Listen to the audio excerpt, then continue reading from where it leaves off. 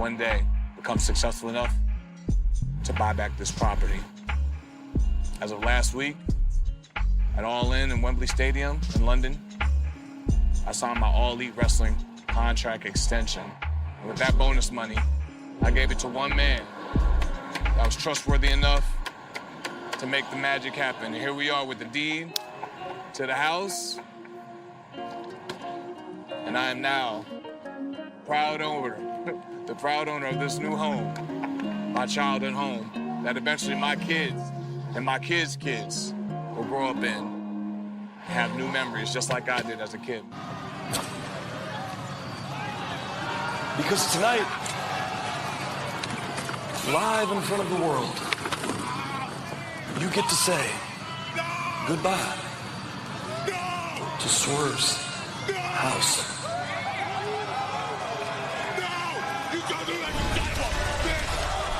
Oh my God, unbelievable. Oh my God, Hangman Page is completely deranged. This is insane.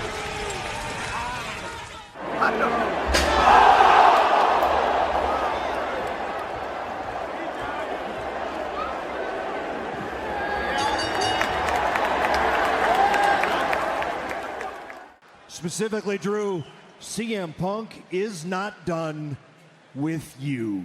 Oh.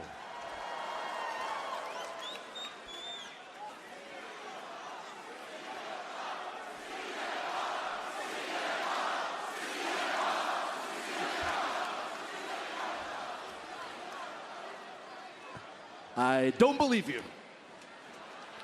There's not a chance after what I did last week. He wants another piece of me. But let's play hypotheticals right now. Since you're playing games, let's have fun. Who would like to see Drew McIntyre fight CM Punk one more time?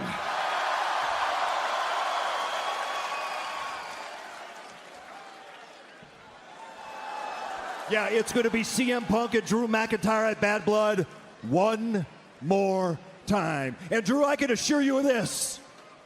When it's over, and it will be over, I'm going to find peace. You want to know why I'm going to find peace? Bad Blood. It will be CM Punk. It will be Drew McIntyre. It will be Hell in a Cell. Oh, let's go. In 3, 2, 1, clap. Huh? Benoit balls. I still think Kevin Sullivan did it. I'm Aubrey Edwards. I'm not a wrestler. Tony's quick sniffs of the week. No, just my dickhead friends causing concussions and shit. All right, never mind. There's barbecue sauce.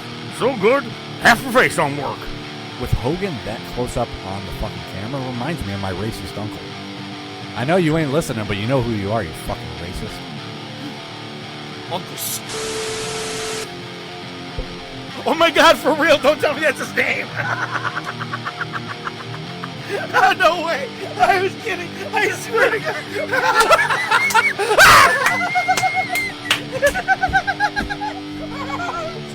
That was just the first thing that came to my head. It was the first thing. Welcome to the Top of Wrestling with your hosts ODM and the Professor. Good wrestling day. This is murder. Best new chant I've heard in a long time. Welcome back to the Top of Wrestling podcast. I am the Professor Mark Fantasia. Welcome me back to iTunes, Spotify, Podbean, Amazon Music, Pandora, YouTube, Facebook, Instagram, and the X. Almost got it. Subscribe, like, and share as always.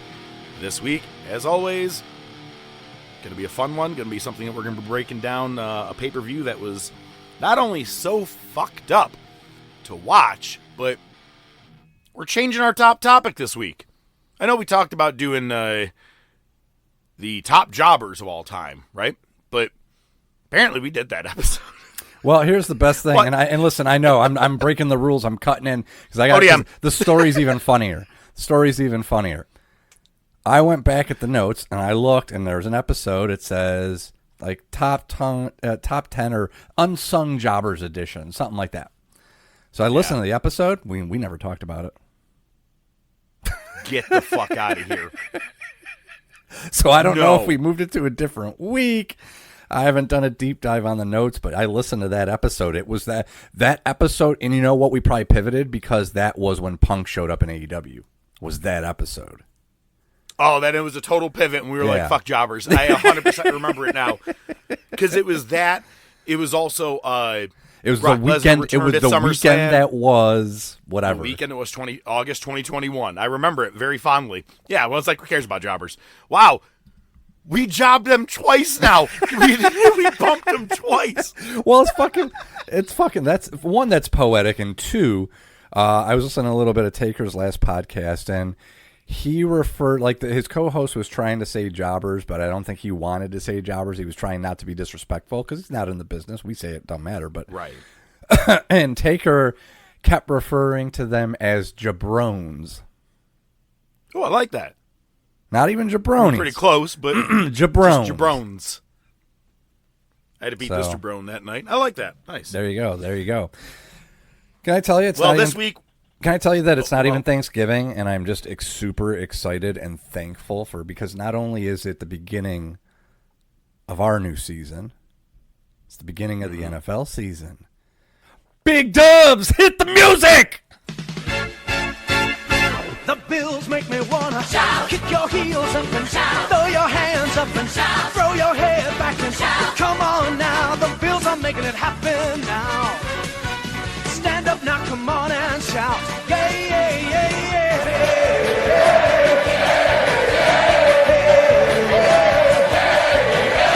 Let's go, Buffalo. Let's go, Buffalo. Let's go, Buffalo. Let's go, Buffalo. The Bills make me wanna shout. Make some noise, Buffalo Bills. Oh, yeah, I forgot we do that on this show. Don't forget the bumper. No, I won't. But you know what's funny? So I have a stream set up that I was able to find, okay? We'll say just a stream. I got you. Well, after 2 full years, it caught up, and I wasn't able to watch the game. It kept coming on for a minute, and it would turn off. Oh. So I wasn't able to see it. And so the wife and I were like, you want to just go do the grocery shopping now? I'm like, fuck it. It's 10 a.m. when the game starts out here in California, by the way. Right. You know, so I was like, yeah, fuck it, let's go. And I just kept watching on my phone things that were happening. When I was watching, we were losing. It was like 10-0, I think. Was that at the beginning, 10-0? Something like that, yeah. Yeah, they got out in front of us. And I saw we won. And then later my wife goes, you know we're not going to be able to watch any games this season. I said, I know, it sucks that stream. I go, I may have to get YouTube TV or something. She goes, no, I'm saying we can't watch. I go, why? She goes, they won. Yeah. I go, one of those, motherfucker. Huh? I go, we took the jerseys off and went grocery shopping. I go, oh my God, you're right. I'm like, but that sucks because this tomorrow night is Dolphins and Bills on Prime. That I can actually watch. I'm going to be in Niagara Falls watching Clutch, so I'm going to miss the game. Yeah, right. You'll be looking at your phone. Come on. Oh, well, I didn't say I wouldn't. I just said I can't watch. Do you have Amazon Prime? I do. Just pull the app up, have it up the whole time. Just keep looking down every now and then. It's like that person that went to see Limp Bizkit, and you see the person holding the video up of Austin and Rock fighting, and it's like, that's a real true fan while watching My Way. Back into wrestling. Today we got news we got to bring it to the table. We are reliving the Monday Night Wars with an old face returns. We have an unlikely heel turn, to be honest, I didn't even know of. Never, ever did I know this happened. And, yeah, beating old women. It'll be a lot of fun. Plus, our top topic, we switched from jobbers to, look at, man, we have chair shots, we got bricks, we got needles. It sounds like a great night for a crackhead, but it was what the main event was of All Out 2024, and ODM hasn't seen a lick of it. So today, we are going to do our own watch-along. You can watch along with us if you have the means, if you got it on Bleacher's Report, and you can go back and watch it, but that's entirely up to you if you feel like it. But believe me, all you'll need to hear is what ODM's reactions are. Honestly, between that and what happened right before it, I literally pause it and go, I got to take a smoke. What the fuck is going on here? I'm not lying. We'll get there. It was almost like you were on mushrooms, huh?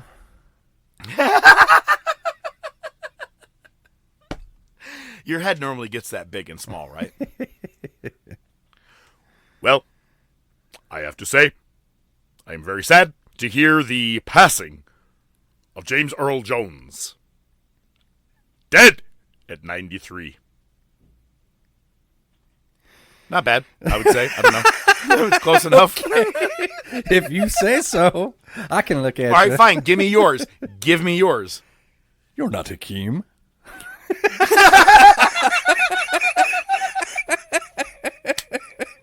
I forgot he was in that. Oh, my God.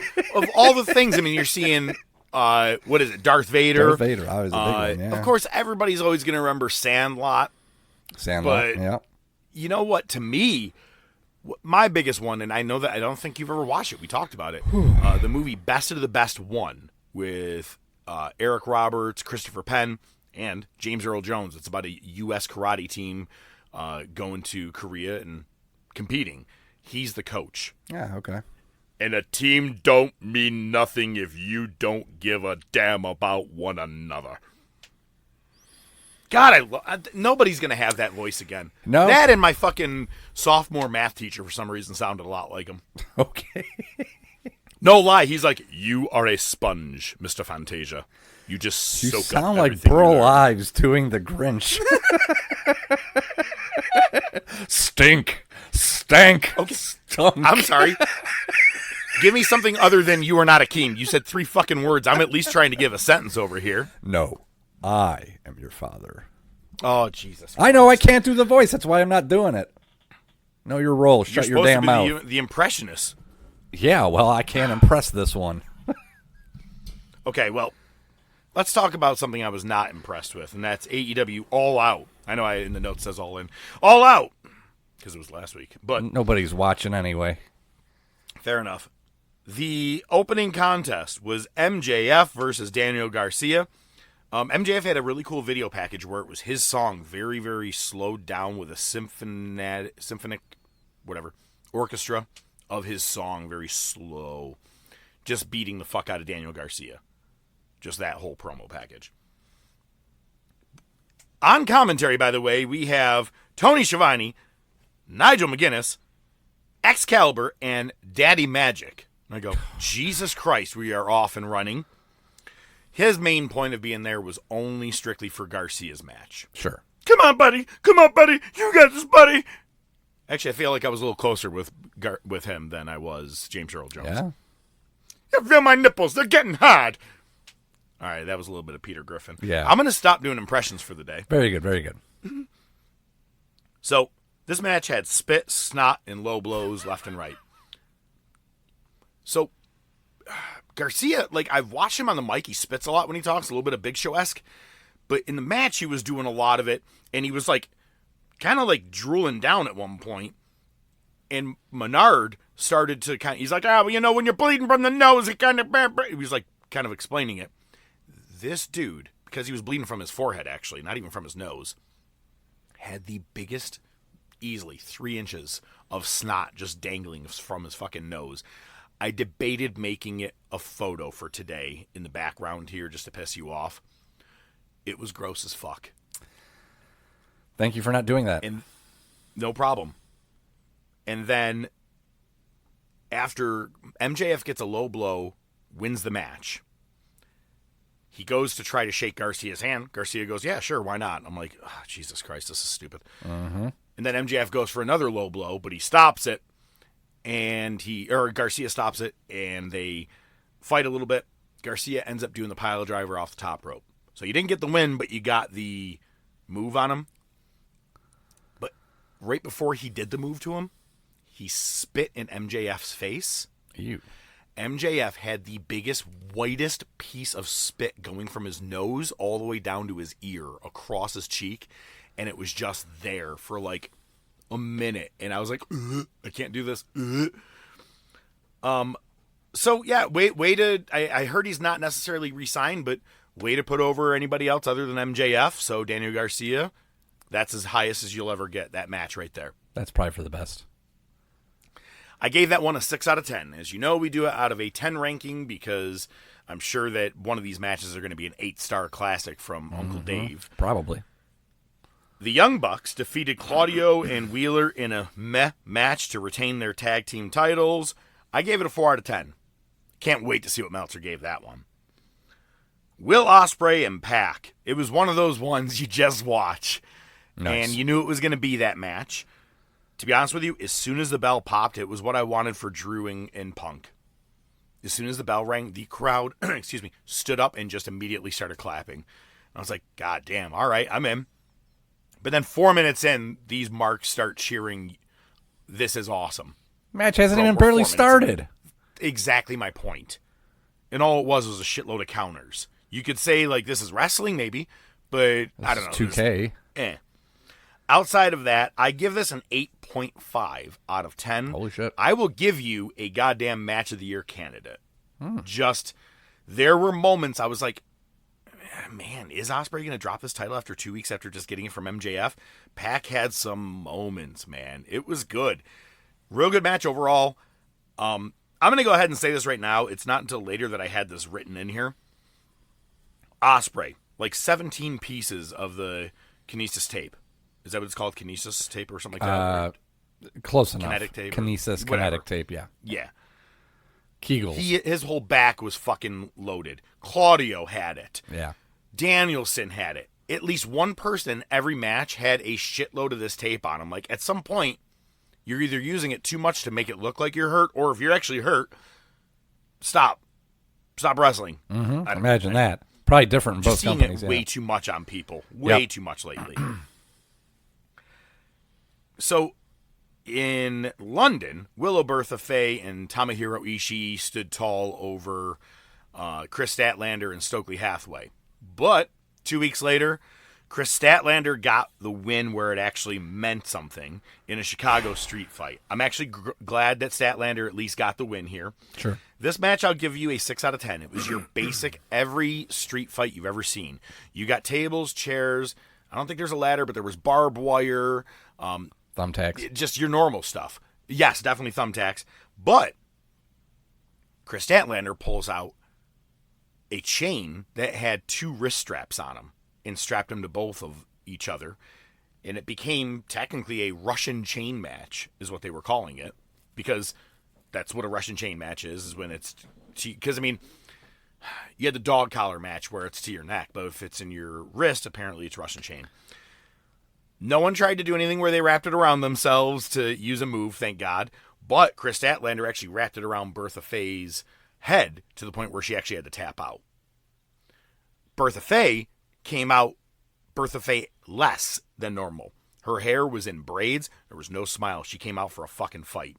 It was definitely a different version of Willow than I've normally seen. But the title, it was supposed to be for the CMLL title. Bertha found out before the event. CMLL said, we do not allow our titles to be defended with blood, guts, and gore and things like that. So the title was off the line. It was just a regular match then. Jesus Christ. So that was that match for, that. Believe it or not, that women's match was more entertaining than the one that happened later. So Kazuchika Okada retained his Continental title against Mark Briscoe, Konosuke Takashi, whatever, and Orange Cassidy. I have an issue with Mark Briscoe being in this match. He's already a Ring of Honor champion. The night before, all 3 of these guys had to qualify the night before. So before even getting this event, if you didn't watch Rampage or Collision or whatever was on that night, you didn't know who was going to be heading into this match. They said it was going to be a 4-way. At Dynamite, Okada just had question marks facing. I was like, way to sell this pay-per-view. Long-term booking. I was okay with Orange and Konosuke to get into the match. Mark Briscoe defeated Lance Archer to be in the match. You mean to tell me this dude has been in everything lately? Blood and Guts, every pay-per-view, London, everything. You couldn't throw Archer one fucking bone? And that's to what I texted you. We are placating to the dead. Again, way too much. You got Brody Lee, we sucked the tea to him and his little kid for as long as they could. Then the Owen Classic, now he's banging Martha behind doors. And now, Mark Briscoe is going to end up becoming your AEW World Champion because Jay Briscoe died and was racist and couldn't be on TV, or homophobic or whatever it was, and couldn't be on TV. And now they're making up for everything. And he's like, well, here, let's give everything to Mark now. Mark didn't need to be in this fucking pay-per-view. Nope. Archer could have been. It's a good point. I think Archer either needs to go back full-time to New Japan or explore other options like TNA or even WWE.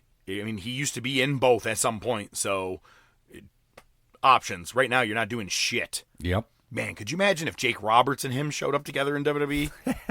Being done right? That would be something. I gave this match a 5 out of 10. Before this match actually began, there was a backstage argument with Ricochet and Will Ospreay. Will Ospreay saying he feels real good for the match tonight. He feels free if Pac ever wants one again. Ricochet comes up and he goes, "Why are you putting my name in your mouth, man?" And he goes, and Ospreay goes, "I'm just saying, you're getting paid the big bucks and all you're doing is sitting back here and watching on the monitor all night." And I was like, well, at least they're calling out their bullshit. And Ricochet's just watch the house burn. Only been there 2 weeks, you know. I mean, but he wasn't even on this pay-per-view, and other than just looking at a TV. Yeah, they're building towards Ricochet and let's be Ospreay. honest. He was probably yelling at people on Twitter. That's probably what he was doing. He's the worst on Twitter, and Drew McIntyre is the best. Mm-hmm. Mercedes Botchfest defeated Hikaru Shida. Got to be honest with you, I think I have to watch it in order to rate that match, so I can't really do that. I did hear something about it, and I hope it doesn't spoil it for you if you're going to watch, because I haven't watched it, but... Oh, no. I don't mean like... I meant like I was doing other things. I had it in the back. Yes, that's my point, like to rate it. Apparently, I saw some things saying that quite often during the match, Botchfest's wig was coming loose. Oh, that's right, it did. And at the very end, even after the pin, she had to adjust it. Mega bald spots, dude. You could see it many times. It was horrible. Someone snatched that weave off that head. Oh, my God, you're right. I forgot about that. Thank you. Or that was the one thing I did see. I actually rewound it. I go, why'd she fix her hair? Oh, shit. Oh, shit. It's like that time that I used that logo and it looked like she was bald. Well, that's just her. Well, there you go. Bryan Danielson retained against Jack Perry in the world title match. Perry came in where he was driving his scapegoat vehicle, and you hear an operator going, male, mid-30s, or mid-whatever, driving a van, says scapegoat on the side of it, blah, blah, blah, blah, like make it seem like he's wanted. Pulls up into the arena. Young Bucks are outside and hand him his goat mask and his TNT title. And they go, tonight's your night, tonight's your night. And I go, fuck, what if? And they said the Bucks were hell-bent in making sure that Perry would win this. They actually get involved at one point. I got to say, Jack Perry took some of the best running knees that anybody's ever taken. He bounced off of them and almost like flew out of the ring. I mean, he weighs 46 pounds, so that's probably one of the reasons. Yeah, probably. But Bucks come out to get involved. But bam, out come the people that they beat earlier in the night, Claudio and Wheeler, and they chase the Bucks off. It's looking like Perry's going to possibly get the win. Bam, here we go. Danielson makes his comeback. Jack Perry loses. Actually, how he lost was great because he took a bunch of running knees and then put his arms out like how he does, the scapegoat thing, and just closed his eyes and was like, just go. Which, okay. I give the match a 6.5 out of 10. Because there were spots that you were like, whoo, shit, man, what if Perry wins this title right now? I mean, they're pushing him to the fucking moon. But also, this is in Chicago. A lot of CM Punk chants, by the way. Some CM Punk suck chants as well, because people who are there as their AEW diehards, you know, sure. they were there for that reason. Expected. Out comes Killswitch. Or Junglesaurus, whatever the fuck his name is. I don't even know. Turnosaurus takes out Danielson. Looks over at Perry, and they're like, oh my God, they used to be tag champs together. It was Jungle Express. Blah, blah, blah, blah, blah. And then Christian's music hits, and I go, are they going to do a cash-in? And it looked like that until Jon Moxley shows up in his fresh white t-shirt, and all of a sudden Claudio, Wheeler, and Pac are there all at once, and Christian and the Turnosaurus and Plain Wayne and Mama Wayne, they all turn around and leave. They get in the ring, and they are hugging Danielson. I go, something's going to happen. There's no fucking music. And, man, I love it because Moxley gives the hug first, and then he turns to hug Claudio, and he does give him the hug, and then Claudio gives him the fucking uppercut right into the jaw, and he goes down. But what's crazy is there was absolutely no selling. There was none. He just stared at him. He just looked like, oh my God, why did you do that? It was like when, oh my God, when Luger hit Sting last week on Nitro. He's like, what the fuck did you just hit me for, bro? It really felt like that. He just went down and looked up at him. I'm like, weird. Pac holding Wheeler was the funniest shit. Watching him cry like a bitch was so hysterical to me. And then they went old school. They went back to Ric Flair and Terry Funk from '89. They brought a plastic bag out, and Moxley chokes out or suffocates Bryan Danielson to the point where the crowd is chanting, "This is murder," which, okay, all of this, and I was like, wow, this is a big turn. Oh, this is what he meant. This isn't your company anymore, okay? A big takeover. Haven't seen one of these before. I'm calling it now, right now, okay? Whatever takeover this is, whatever is tooken is done by December. By January, this group will be just another inner circle, will be another learning tree. It'll be another GTV, whatever the fuck. It's going to be a top American team or whatever the fuck it was with What's His Nuts and Paige Van Zandt and Scorpio Sky Eats Page. Just another fucking group. That's what this is going to be by December. I'm calling that right now. I love how everybody's like, oh, it's Shane's going to come in. That's why it's not as... I'm like, okay, sure. Even if he did, so what? I kind of wish Shane would come in at this point. But first, I love that they got rid of Wheeler Yuta and Pac is now a major badass. But here's the issue I have. Do you know who your fucking AEW Trios champions are? Claudio, Pac, and Wheeler Yuta.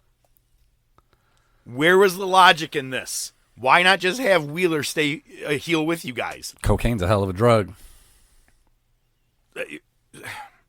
So is Moxley going to take over the championship? He's going to be in the Trios championship? Sure, why All not? this take over to be your Trios champions? Yeah, whatever. Yeah, and Marina Shafir.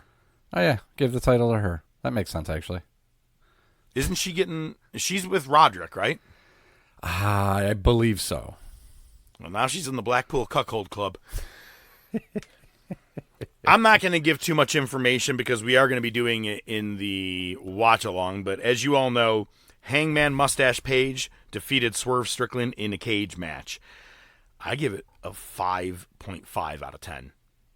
And people are like, wow, I mean, it was pretty hardcore and bloody and stuff. Exactly my point. And I'll get into that when we get there, because I need substance to give me something that wants to get to a 10, okay? Yeah, because out of a 5-star, I'm giving that a 2.53. I'll give it a 3 if it was out of 5. That's all I will give that cage match. We'll get there. Yeah, that sounds high. Let's get into a couple other things for news. Thank God it only took from 2011 until now. Raw is officially going back to 2 hours, at least until the end of this year, until they hit Netflix. Which, when you hit Netflix, stay 2 hours, please. Because you're going to have less commercials, hopefully. You don't need to have as many recaps. But I'm thankful for that. Hulk Hogan had this to say on the Impulsive show. Fans are very forgiving. If Benoit can do the crap he did and they still love him, they are very forgiving. And I've made mistakes in my life. What? Okay, look at, no one's forgiven him what he did to Nancy and Daniel, okay? No. We just say we admire the wrestling work that he did. Hogan, I think you're a racist piece of shit, but I still like to go back and watch you and Slaughter or you and Warrior or Savage back in the day. Doesn't mean that, you know, I mean, like, yeah. It's Hulk Hogan being totally oblivious. He has built a fantasy world that only he lives in. Well, speaking of impulsive and someone living in their own world, Kevin Nash had a lot of shit to say about Logan Paul. First, I think it was when Taker was on Impulsive, where fucking Logan didn't know the difference between shoot and work. Yes. And he goes, you know, whoever said, he goes, wrestling is just a shoot all around. The business is a shoot. Maybe it wasn't Taker. I can't remember who it was now. And he goes, what do you mean by that? And the guy was like, what? Like, are you serious? And then Kevin Nash is like, I can't believe that we let this guy be a champion. He makes $5 million a year, only works part-time, blah, blah, blah. Logan Paul, you got to see the video. He claps back. He goes, I don't even know who this Kevin Nash is, okay? And here's the deal. Maybe I should be doing my research, but maybe you got a problem with me because I'm better than you ever were. And I'm like, oh, God, he's not fucking lying. I mean, well, to an athletic degree. Yes. At least that. Okay. But just the whole thing, that Logan Paul's being a piece of shit and arguing with Kevin Nash. I'm like, this is the one time I do want Triple H to bring back Kevin Nash. He did it in 2011 with the Punk thing, and I was like, this, I'll be okay. You bring in Logan Paul versus Kevin Nash, I don't care if he tears both of his quads in a minute. I want to well, see he that. will. Hey, I think we all owe Xavier Woods an apology. He was trying to tell Kofi, I don't know, this guy ain't right. Looks like a woman beater. Right. Motherfucker's a woman beater. Allegedly. It looked. Let's be fair. And, okay, fair. I don't know. And but fuck him if he is. Look at how quick it switched. They were supposed to be going for singles titles, and all of a sudden now they're going for tag titles again. They had to switch it back up on Raw. Yeah. I kind of wish they just made a quick line or a joke about it, and he's like, and our new Odyssey to the Championships. Something, like a quick little dig. I was waiting for them to bring in somebody else, like Dabo Kato or Almas or something, you know? Just bring in another Apollo dude. Crews. Oh, Jesus. Did you get a chance to watch and or listen to Chris Van Vliet, Drew McIntyre's interview? No. It's on YouTube, 37 minutes long. Very good. Hearing him talk about, you know, when he was fired, what he had to do to get better on the mic, what he had to do, and he said, I wanted to come back and headline WrestleManias. And Chris caught that, and he goes, notice you said manias, not just I want to headline a WrestleMania. He goes, who wants just one? I'm like, oh, shit. His moment he loved. He was a very big fan of the Seth, Damian Punk situation at WrestleMania. He said that was definitely his WrestleMania moment, handing the title to his wife. He really did leave the arena that night pissed off when Punk showed up. All this and more. It's a real good interview. And it was funny because it was the day before or 2 days before Bash in Berlin. And he goes, yeah, it's going to be Passion of the Punk in Berlin. Kept calling it Passion of the Punk. He's like, I'm going to whip him. Yeah, no, I got you. And I was like, oh, Jesus Christ. I was like, exactly. No pun intended. So, good interview, man. It was just him still being somewhat a touching character when it comes to the Punk stuff, but also very stripped down, different Drew. And he even brings up his Twitter game and the Jack Perry thing. Really? He brings that up. That's, yes. Chris calls it right out. He goes, so there's a picture of you and Jack Perry. He's like, yeah, we saw each other at the airport. Went through the whole thing, talks about it. So get a chance. I won't spoil any more than that. All right. Wesley Eisold of the band American Nightmare is trying to sue WWE because they are the band American Nightmare. And that I'm nobody's like, ever heard of bro, and nobody cares about. They're just trying to make money because they've been irrelevant since always. 1998 apparently is when they started their band. And what's funny to me about the whole situation is Cody has been the American Nightmare for 10 fucking years now. Maybe not in WWE, but on the circuit since leaving WWE and going out with the Bucks and everybody, we'll say 15, 16, whatever it was, so 8, 9 years, he's been the American Nightmare. You guys are not making enough money. And he's saying, he wrote, this guy tweeted that Wesley guy tweeted, we had an agreement and WWE went beyond the agreement. I'm like, what's beyond the agreement? He had a song since day one, since WrestleMania 38 when he came back. The American Nightmare song was there. The whoa! It was already being used on the indie circuit. Yeah, no, exactly what I'm saying. Well, I'm going to call it AEW indie for the moment until you got to mainstream and you got something to say about WWE. Fair enough. Is it because all of his merchandise? What the fuck did you think was going to happen? He's the American Nightmare. Yeah. All of it. It was just, this guy is grasping for no fucking reason. Oh, of course. But it's funny because WWE is kind of doing the same thing. Apparently, they sent a cease and desist to Bryan Danielson about the yes chant. Oh. And he doubled down at All In, or All Out, by the way. Yes! Yes! Like, real loud with it. Not going to lie, one of the best parts in that match, actually, I'm just remembering, Jack Perry bent down like he was going to do the yes, and he has his fingers up like this, and then he turns and goes, like, looks at his hands, and puts up the birds instead, and does it towards the crowd doing a yes. I'm becoming a fan of his. I don't give a fuck. I don't care. Well, speaking I'm not saying I'm a fan. First of all, that band couldn't draw money if they changed their name to Nickelback. And second of all, there's you like that kind of a double meaning there. Nice. There might be another lawsuit coming up, and this one against WWE. So if you go to WWE Shop, which I believe is shopwwe.com, maybe, I don't know. You know what they're selling now? No idea. The Punk Friendship Bracelet. Oh my God. And the fan who gave it to Punk she tweeted, well, that's news to me.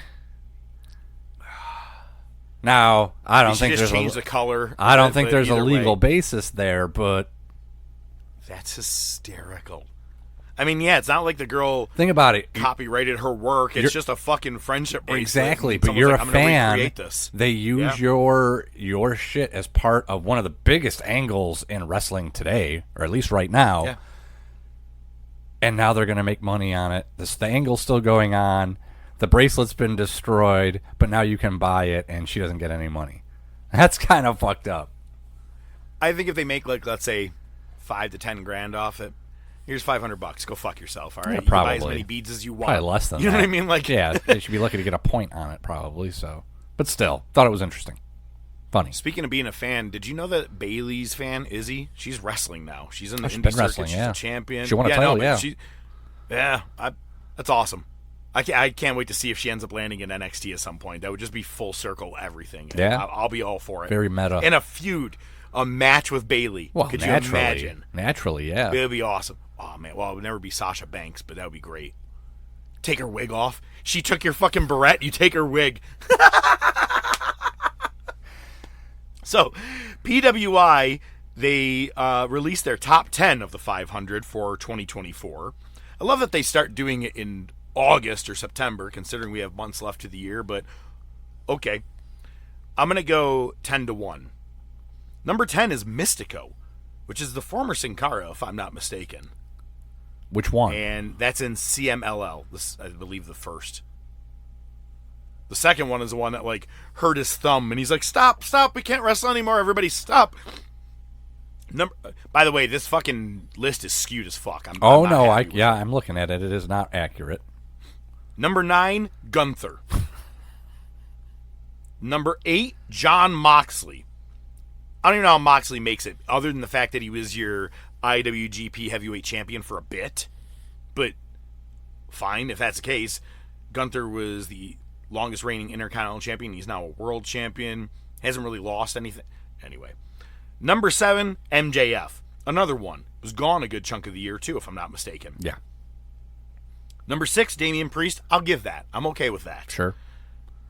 He could actually be above this next person. Number 5, Tetsuya Naito. Number 4 is Seth Rollins, which I'm kind of 50-50 with. He hasn't had that many matches this year, considering he's been injured so much and out. But he's been there a lot. He's been a good hand in where he is, where he's been. So I'm okay with it.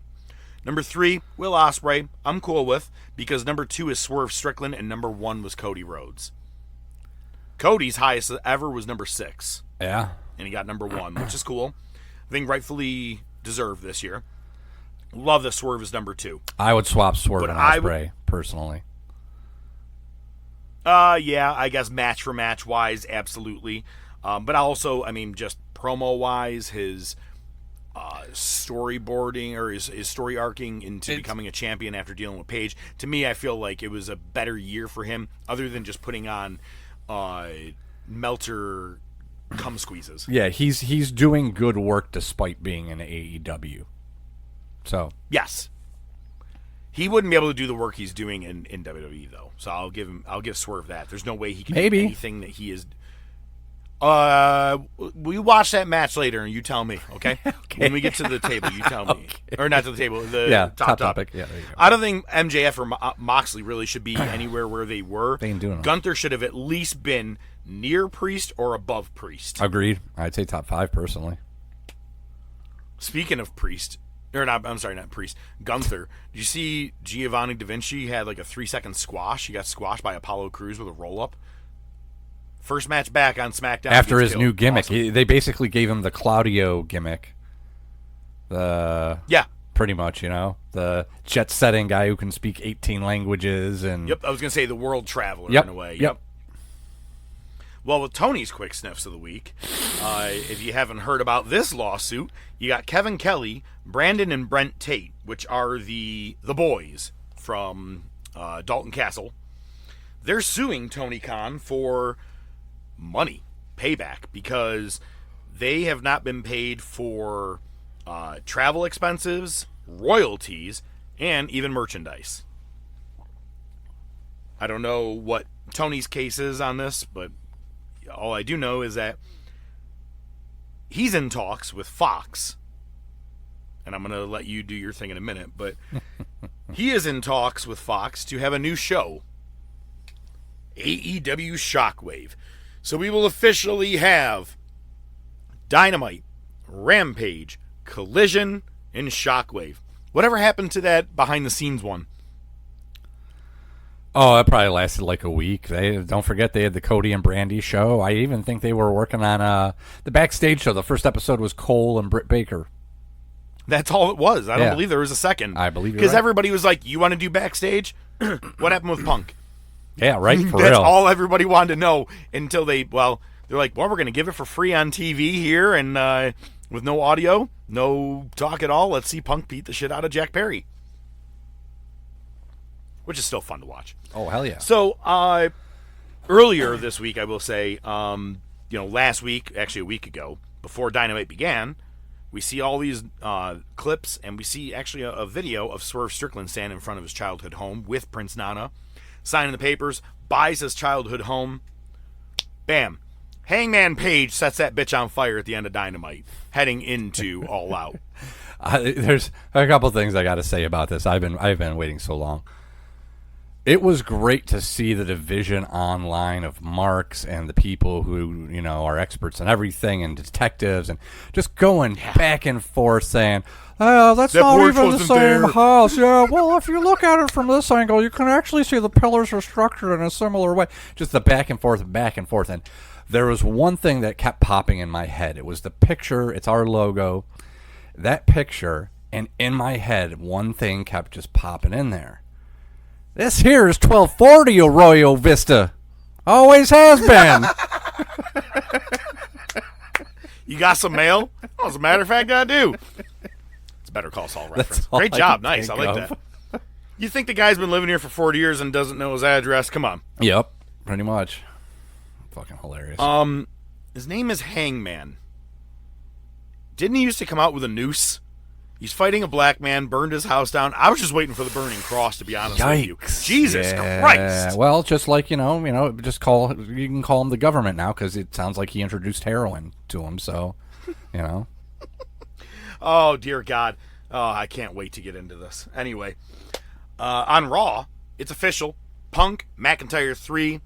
It was the one everybody already predicted, which is Hell in a Cell.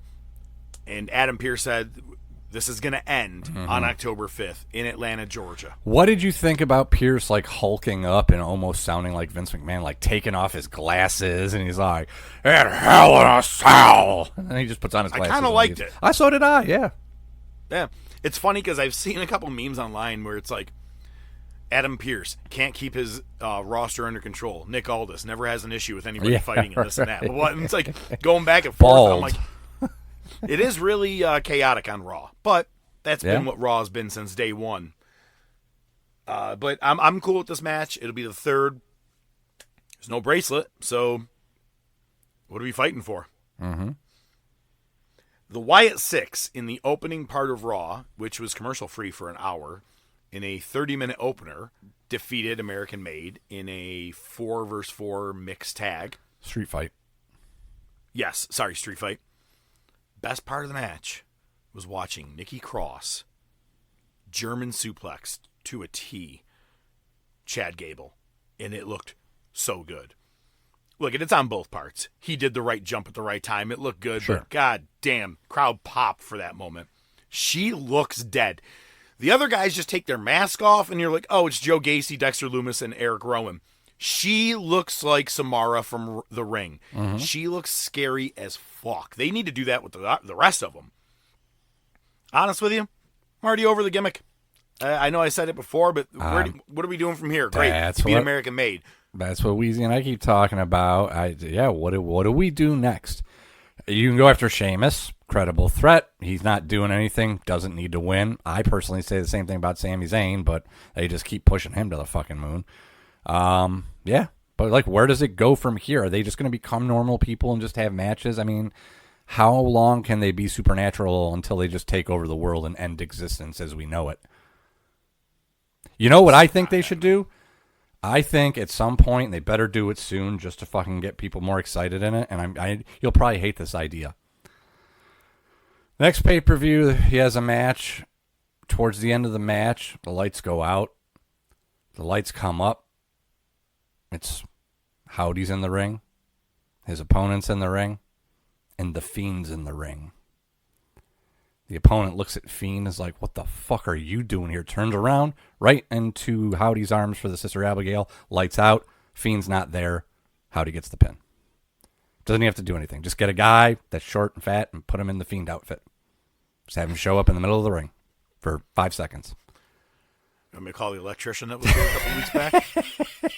You got to have more than a GED to get that job. Runs into the ropes, falls. That's gross. As I figured it out, I called it last week. Jey Uso, your drink, by the way, is what you're talking about, not what I said. Yeah. Jey Uso won the number one contenders match to face Braun Breaker. Makes Bad sense. Blood is pretty much like I said it's going to be. It's going to be Uso Breaker, Punk McIntyre, and we're definitely going to be getting the world title match of Gunther and Sami Zayn. It's leaning there. There's no way it's not going to. Right. You're also getting, it's been official, Rhea Liv. Yes. Which I can't. I at first I was like, man, maybe she still is injured. They're still working with this this crutch. But then once Liv started hitting her with the crutch in the knee, I go, okay, we're fine. This was all along. Exactly. You were right. Very special moment for the fallen Hockey brothers. Did you see this moment on Raw? Yes, I did. Yes. Go ahead, talk about it. Yeah, they were in Calgary, and I feel like I've been stumbling over their names. The Godot brothers, who tragically passed away after getting hit while on their bikes, and I mean like mountain bikes, not like motorcycles.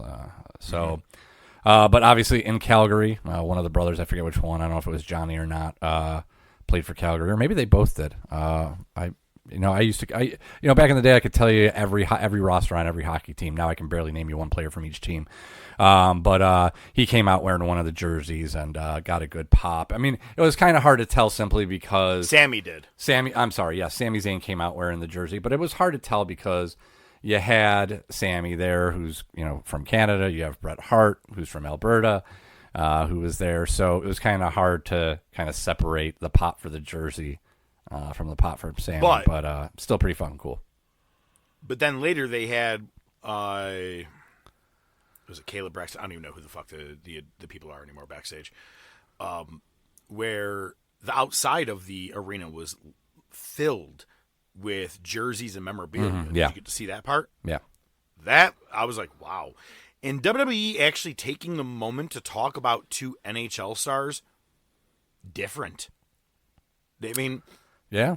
When Vince was in charge, did you get anything about Kobe You know what I mean? Like, and that was a pretty monumental thing. Right. Especially with where they were in Canada, and it was so recent with this accident. I give them props for doing it. I was kind of shocked that they did it, and I liked it a lot. Speaking of Bret Hart, his segment, man, just watching him walk backstage, I go, oh. I said the same thing. I'm like, he looks like he's lost. And it's funny. He did. Oh, God. Am I in WCW?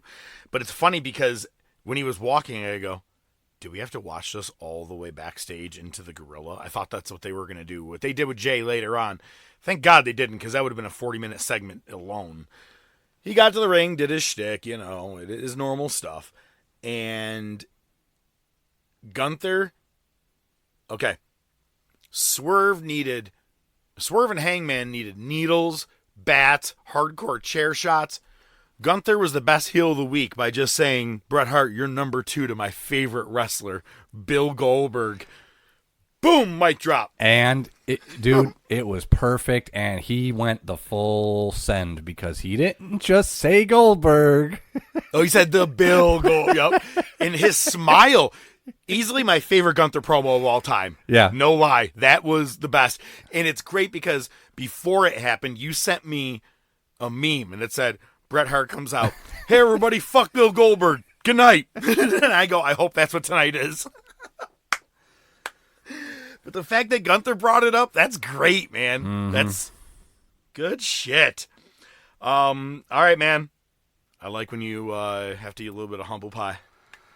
Thankfully, it doesn't happen too often. Yeah, last week you had talked about the last SmackDown on Fox, and I was under the impression that it was, they were just going to USA for a couple weeks. No, this is basically the beginning of the transition.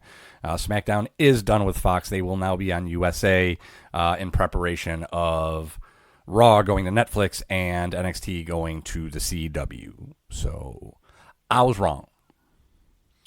I do know that when NXT goes to CW, their first couple premieres, the first one is in St. Louis, and Randy Orton is going to be on NXT that night, and the one that's in Chicago the week later, CM Punk's going to be there. Okay. Both have been set. They said both names will be there for those nights. And, hey, man, that's a draw for NXT. I'll watch. See both those guys on there. Mm-hmm. Imagine Randy fighting anybody in NXT. I'm all for it. Punk, if he happens to do a match there, probably just be a promo and arguing with someone, but either way, I'm all for it. I think it'll be good to see those guys getting in there. Again, making it a possible brand. 2019, we thought we were onto something. That Survivor Series, NXT fucking cleared house that entire Survivor Series weekend. We thought we were finally having 3 brands. Still not fully there. We'll get there. But first, before we get there, we got to go to the table. Just bring it, bitch! Oh my God! Well, let me ask you a question. What's your honest opinion of Jonah Hill? And I don't mean like, oh, he's funnier when he's fat. I'm just saying Jonah Hill overall. It's funny because he's fat. I loved him in Superbad. It was fucking great. Sure. No, I think he's a good actor. Moneyball, I liked him in that. Fucking Wolf of Wall Street, he was fucking fantastic in that. Okay, take away his acting. Have you ever heard any stories about him being a fucking prick? Yes. Yeah. Road Dogg just did an interview. Back in 2011, Jonah Hill was there at Madison Square Garden. He was supposed to be promoting one of his movies at that time, whatever one it was. And it was promoted the week before. Next week, Jonah Hill's going to be here, blah, blah, blah. And apparently, everybody was like, get him the fuck out of here. He was like, I don't want to be here. This is bullshit, and blah, blah, blah. And he's like, it's not good for my image and shit like that. Weeks before, Hugh Jackman was on there. You, unfortunately, aren't bigger than Hugh Jackman, I don't think, personally.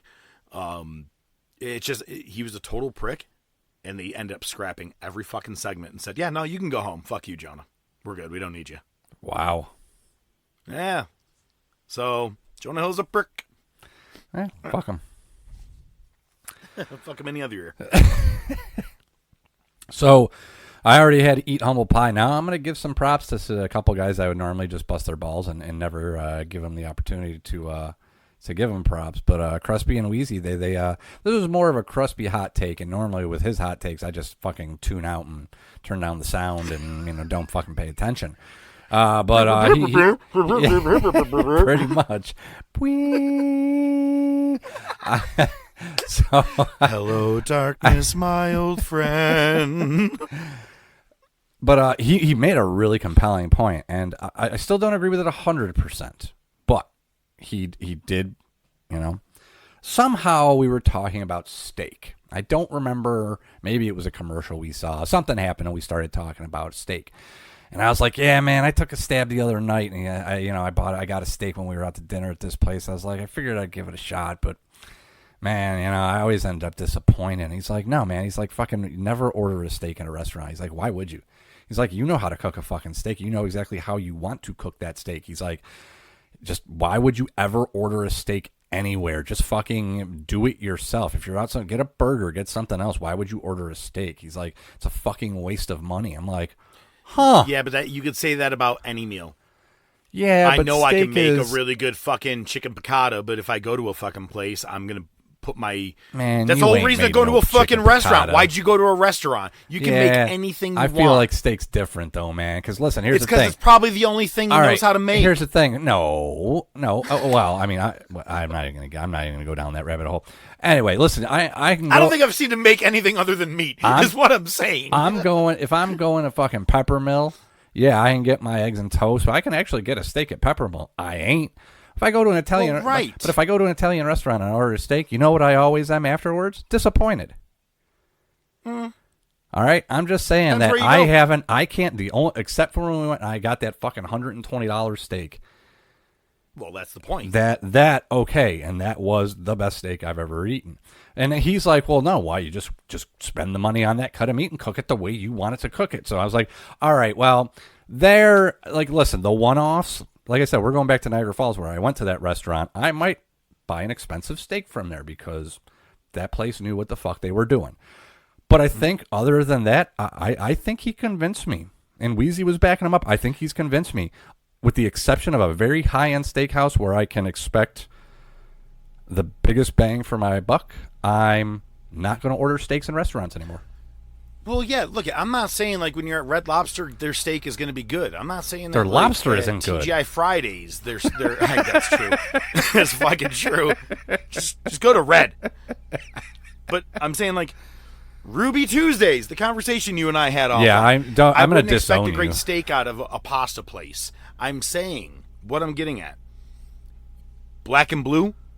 In Rochester or wherever, yeah. I will buy a fucking steak from there because I know that they know what they're doing. Okay. So I get his theory. Yeah, don't order it from a fucking restaurant where you're normally getting pastas. If you go to Olive Garden and ask for a steak, you are the fucking moron. Yeah, well, if you go to Ruby Tuesdays, you're a fucking moron. Yeah, but I'm saying like to fuck off, man. That was a good restaurant, man. They had a really good fucking blackened chicken, black and pepper, shrimp pasta. Fuck yourself. Anyway. It's just shit they dropped on the floor. That's that zest I was looking for. I'm just saying that, but you could say that about any meal, right? Like, wow, well, let's go out to eat tonight. Let's go get this pasta. You and Jackie could very easily make a goddamn pasta. But you chose to go out for the ambiance. That's my point. Well, that's what you're paying you can make for. I'm not paying for the food. But, I mean, here's the thing. I've been to places that are labeled as steakhouses, and the steaks still suck. So, yeah, if I go to Applebee's, I ain't getting a steak. I ain't stupid. But, if I go to an Italian, seafood and steakhouse, I'm still not buying the steak. Fuck them. Fuck them in the other ear. Applebee's the best place to pick up chicks. I'm kidding. No, you ever seen the movie Hall Pass? No. Oh, okay. He's like, where are we going to go meet chicks? These guys get hall passes from their wives. They can all go fuck one woman if they want to. And they'll go to Applebee's. They're like, there's got to be some single ladies here. Gross. All right, man. Well, let's head to the wars. Monday Night Wars!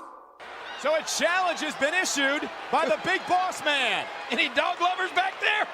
I'll tell you what, I wouldn't be too eager to take that challenge. Well, somebody has taken... Wait a minute. What? Is it Key? It is! The British Bulldog is back! King, this must be the last guy the boss man was expecting! I can't believe it's the last man I expected! I thought he was in a hospital bed somewhere! We knew the Bulldog was coming back to the World Wrestling Federation,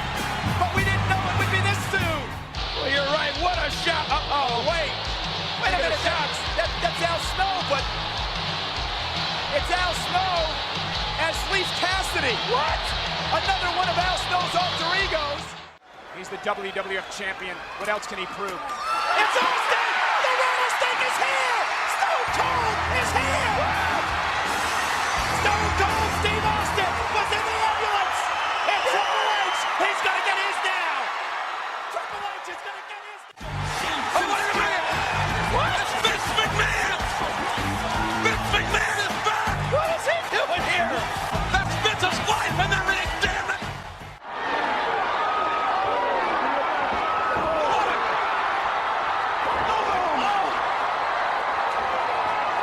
Sting! Eddie Luger! He's going for it, he's going for it. Double team Hogan! Can Hogan withstand this?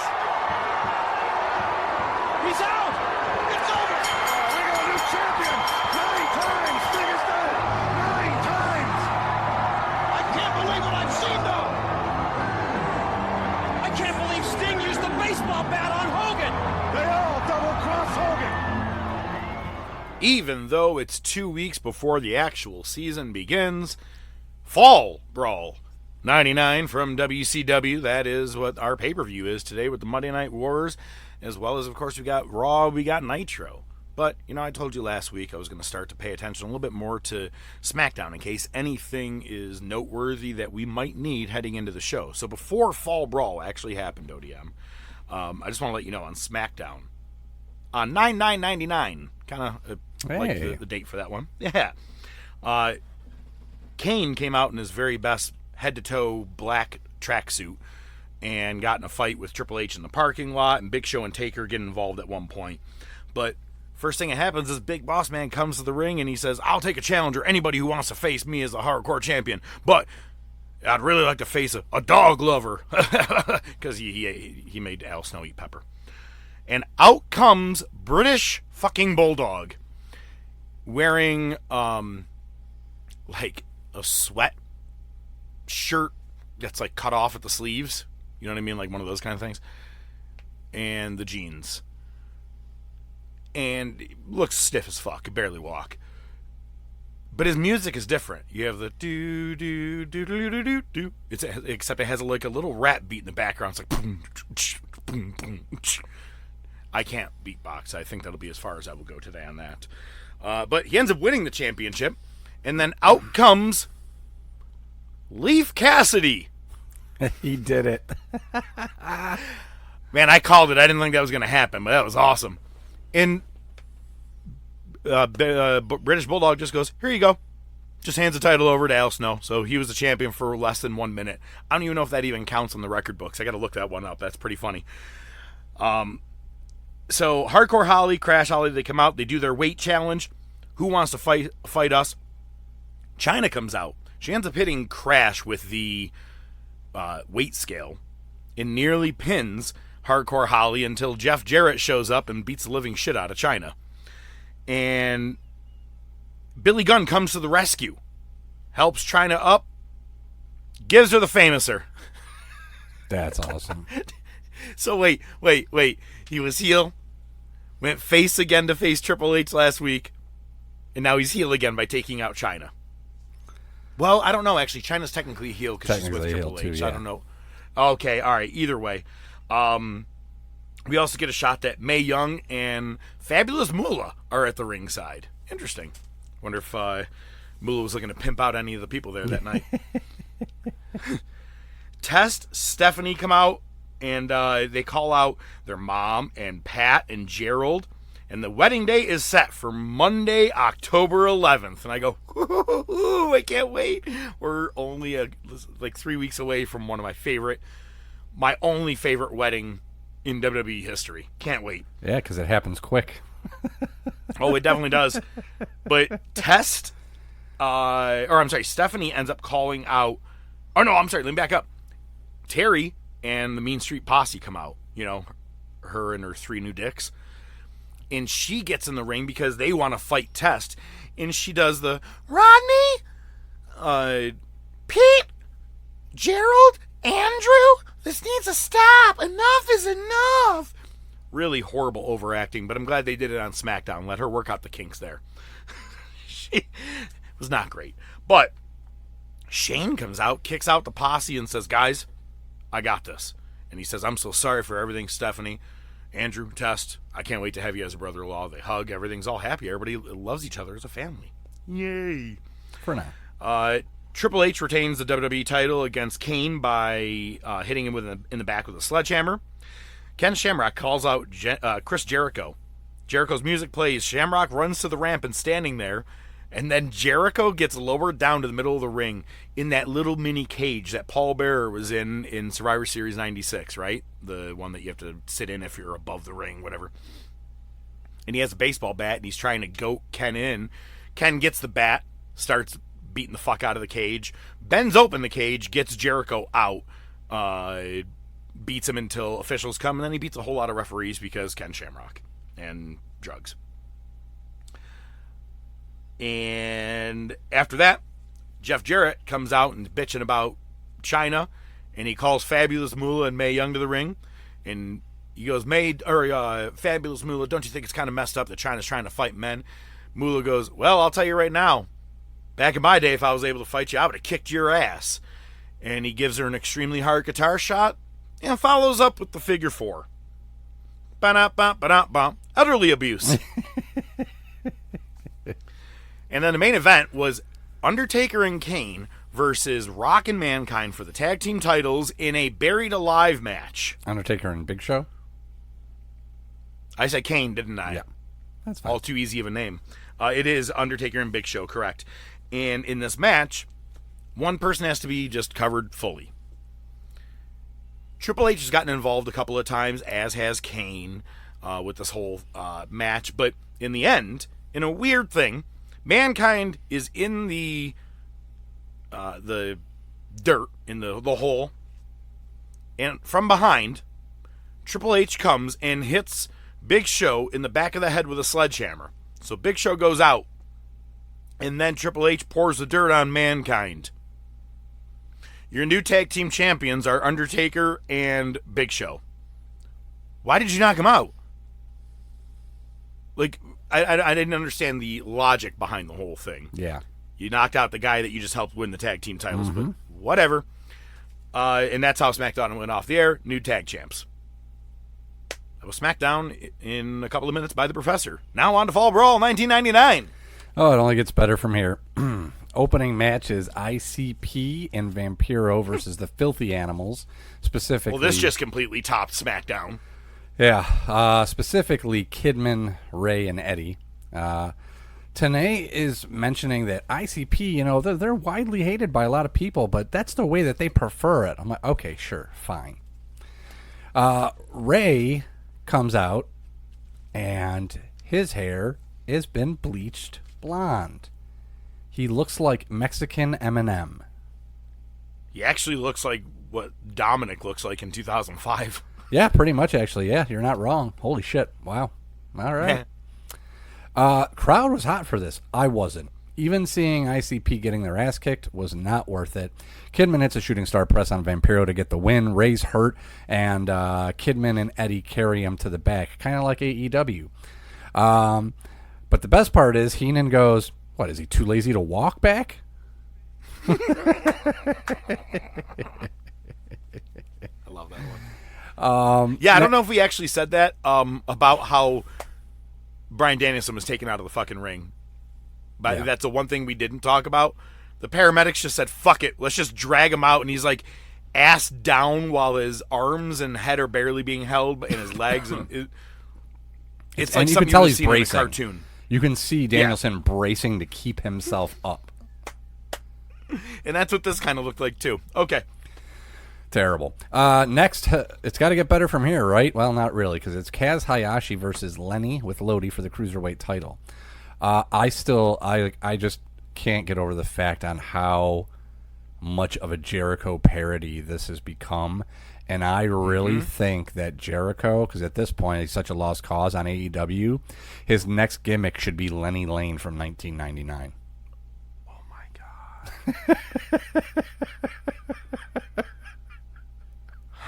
I'm Chris Lenny Lane Jericho. How awesome would that be?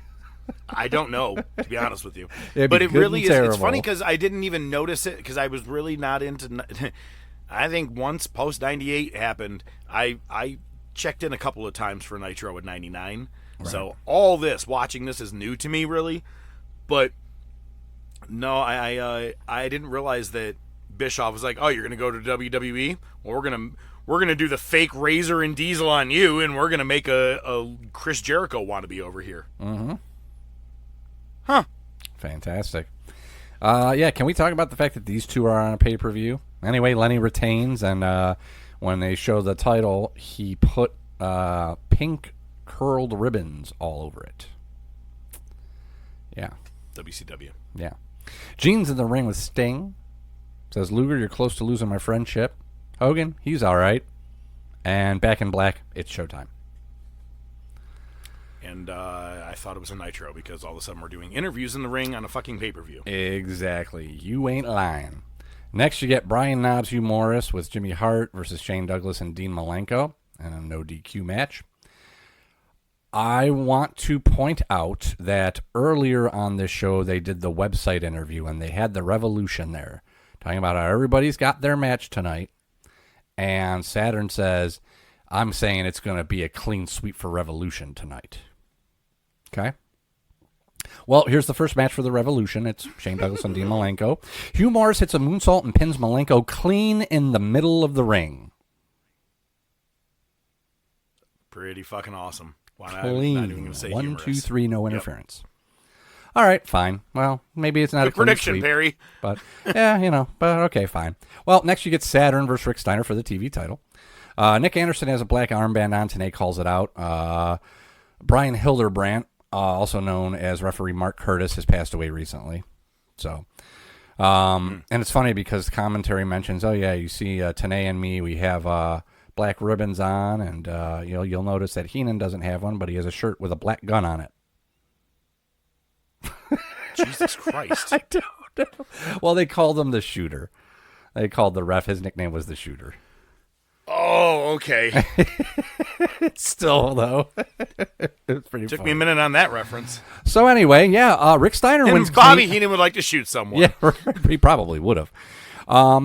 Yeah, so Steiner wins clean in the middle of the ring. So much. Where are the shovels? He did a good job on this prediction. Gene's in the back with Hogan. And Hogan says, I'm a good guy, and I need to drive that home, brother. Nitro. Shivani says, Buff hasn't arrived to the arena, and he's up next. But it looks like another wrestler has stepped up to take his spot. And it's Berlin and his security guard, Hans, versus Hacksaw motherfucking Duggan. Of course. It's fucking perfect. Yeah, but hang on. You could probably skim through the match pretty quick, but oh yeah, the ending I didn't expect. So I actually looked this up to find out what the fuck happened. And it makes even less sense once we get to Nitro. Great. Apparently, Bagwell refused to lose to Berlin. Of course. So, Berlin beats Duggan. You know what? And I hate to say it, as stupid as that is, I don't blame Bagwell. This match was death. The cemetery's 2 blocks to the left. Best part is Buff shows up right at the end of the match, runs to the ring, and hugs Duggan, and Duggan shoves him off. I mean, there is that, and it's probably because, like, Duggan's like, I had to come here just a job tonight because you didn't want to lose to Alex Wright. Berlin. Okay. He may not be dancing, but it's fucking, it's Alex Wright, right? I can't wait for Berlin to start doing the dance. Right. No, but for real. Like, that's the whole thing, is all they did is repackage this fucking douchebag, and I am kind of with Buff. It's like, why do I have to lose to Alex Wright? Right. No, I mean, fair enough, but I mean, it's also Buff Bagwell, so. That's the other part, too. Yeah. But he's buffing the stuff. Yeah. Anyway. Maybe, oh my God, maybe his refusal to job to Berlin is what leads to Judy on a forklift. Maybe. Oh, excuse me. So, next you get Harlem Heat versus the West Texas Rednecks, specifically the Wyndhams, for the tag titles. This match is hilarious because Harlem Heat are actually from Texas and Rednecks from fucking Minnesota. Harlem Heat wins the titles back. There are the nine-time tag champs. I'm only doing it 3 times. Next, you get Sid Vicious versus Benoit. Here's the chance for the Revolution to make their comeback. This is for the U.S. title. I have to say, this match was actually pretty enjoyable for what it was. You know what I mean? Yeah. I'm not going to tell you it's a fucking 8-star classic, but it was tolerable. It was the better on the show. Yeah. Oh, absolutely. Well, Sid wins the U.S. title, so there goes the Revolution. I was just happy to see Sid win it, especially after, last absolutely. week. I was like, oh, cool, Sid won the title. Right on. There you go. Next, you get DDP versus Goldberg. Halfway through, DDP gets on the mic and says, stop chanting Goldberg or I'm leaving. He tries to leave. Goldberg brings him back. We get a ref eye bump. Bam Bam causes a distraction. Canyon hits Goldberg in the heat with which looked like one of those plastic platters that you'd use for fucking cheese and crackers or shit like that. That's pretty much what it was. Goldberg kicked out, takes out Bam Bam and Canyon. Spear to DDP. Jackhammer 1, 2, 3. Goldberg wins. Main event, Sting versus Hogan. Not really much to say. This is Hulk Hogan versus Sting in 1999. And it was 1999 in WCW, so there was tons of interference. Bret Hart comes out at the beginning of the match just to wish the competitors luck. That's it. We get a Hulk up. DDP takes out the ref, hits a cutter on Hogan, drags Sting on top of Hogan, who kicks out. DDP hits a cutter to the ref. Hitman takes out DDP. Hogan and Sting start wrestling again. Sid comes in. Hogan hits a big boot on him. Luger comes in. Hogan takes him out. Sting gets the baseball bat that Luger had, uses it on Hogan, tosses it to Luger. Scorpion Deathlock. Hogan passes out, and Sting wins his 9th world title. And the best part about this is technically, I guess Sting has turned heel with Luger. But the best part is when they hug, Luger and Sting, at the end of the match, you notice they both have nacho cheese all over themselves. So I don't know if one brushed up against something in the barricade and got it on the other, or if somebody literally threw a thing of nachos at the ring. I thought it was awesome. At first, I was like, ew. Oh, you or me? Or Hogan. One of us is oozing cheese. Man, is his tan coming off? Yeah, probably. That's the Bucks.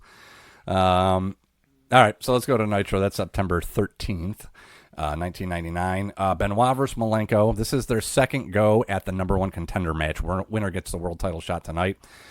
Saturn and Douglas are at the ringside. Malenko hits a superplex into a pin. Benoit rolls over into a small package and gets the win. Solid match. Good shit for a change. Mm-hmm. Gene's in the ring with Flair, and this was fucking so long. Tonight he says, I got a real job again tonight. He's batshit as crazy as ever. He calls out WCW, calls out Hogan, and he calls Sting the franchise. See, I didn't make it up. I knew what I was talking about. Says he's not happy about Sting having to use a bat to win the title, so Sting and Luger come out.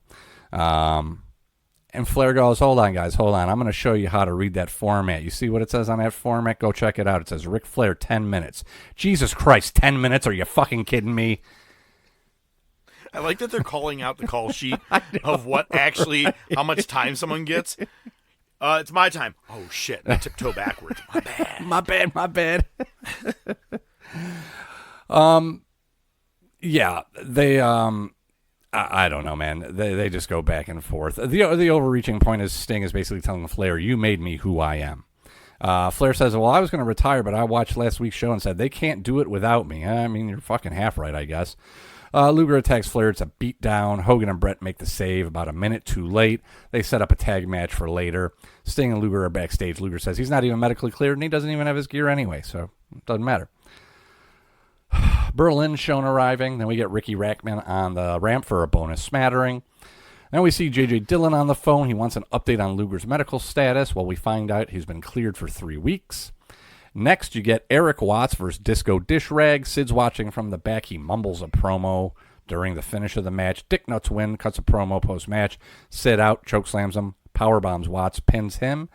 He's 81-0, and he powerbombs Dick Nuts, cuts a promo on all the faces, ends with Bill Goldberg. He specifically said Bill Goldberg. Another powerbomb to Dish Rag. Heenan says, why not? And pins him. Now he's 82-0. Next, you get Silver King versus Norman Smiley. I'm surprised they didn't save this for the pay-per-view. Guess what happens?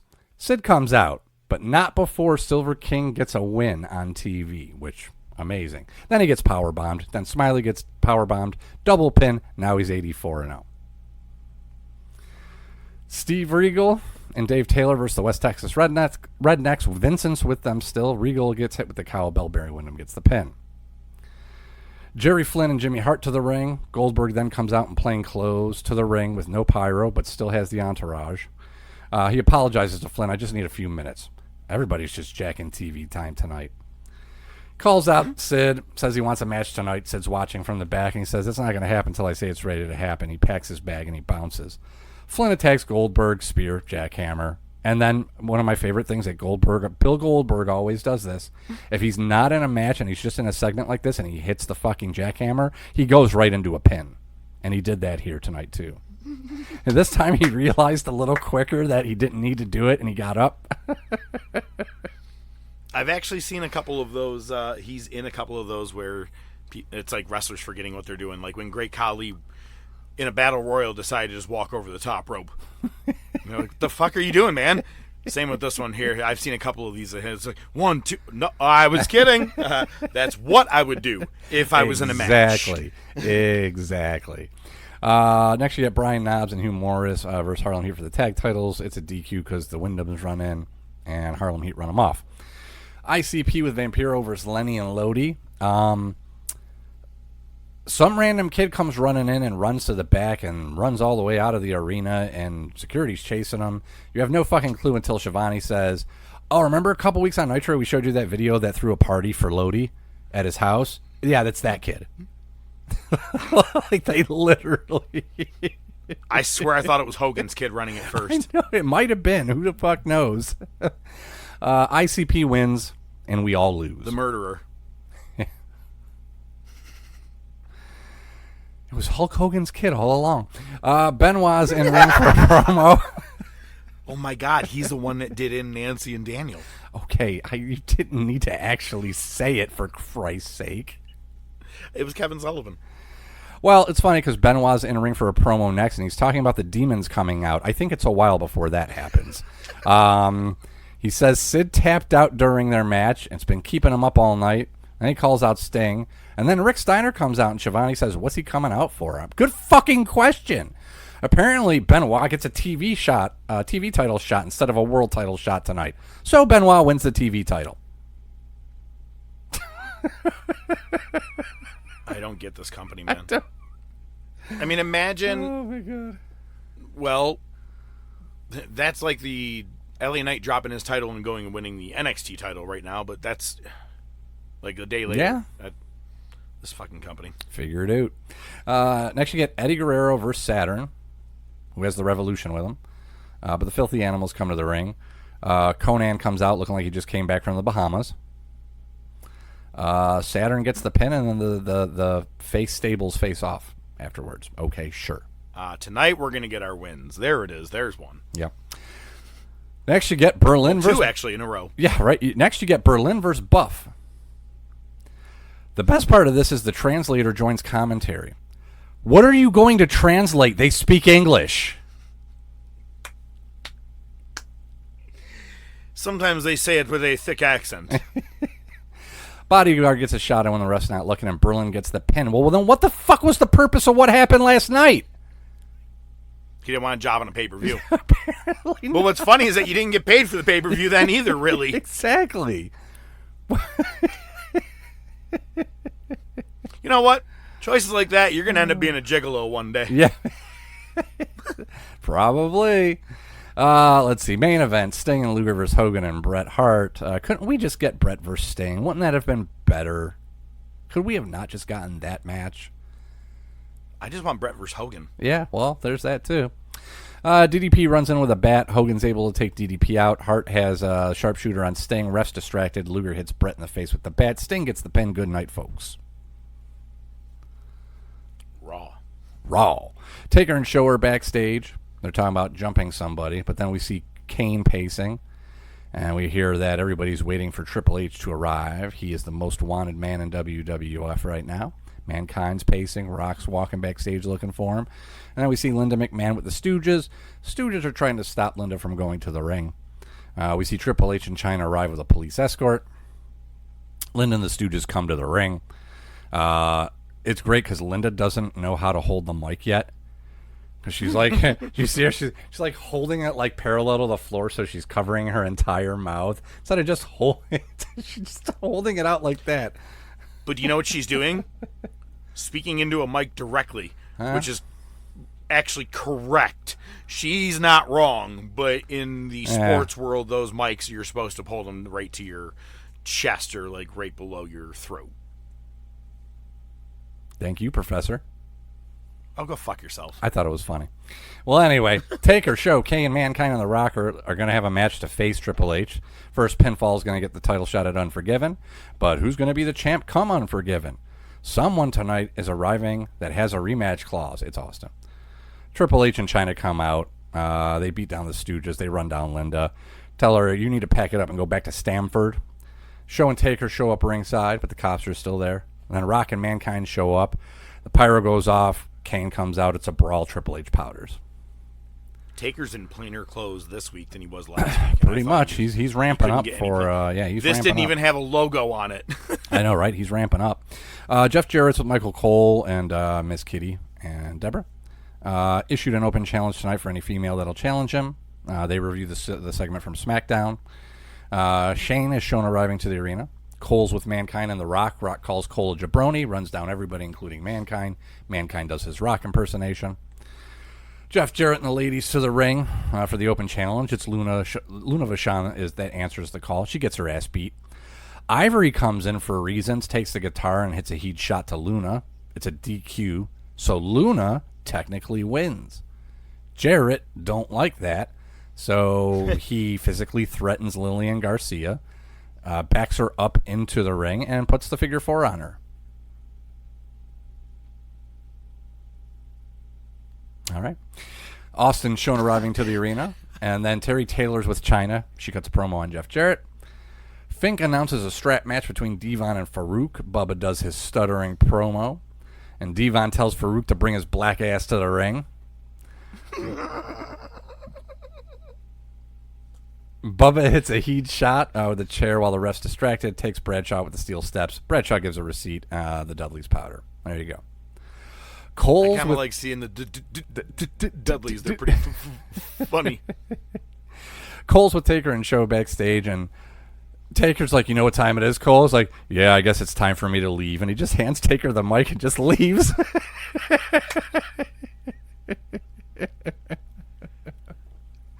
And this just exemplifies how checked out Taker is. Here's the highlights of his promo. Hunter, you have become the hunted. Even the crocodile hunter can't save you now.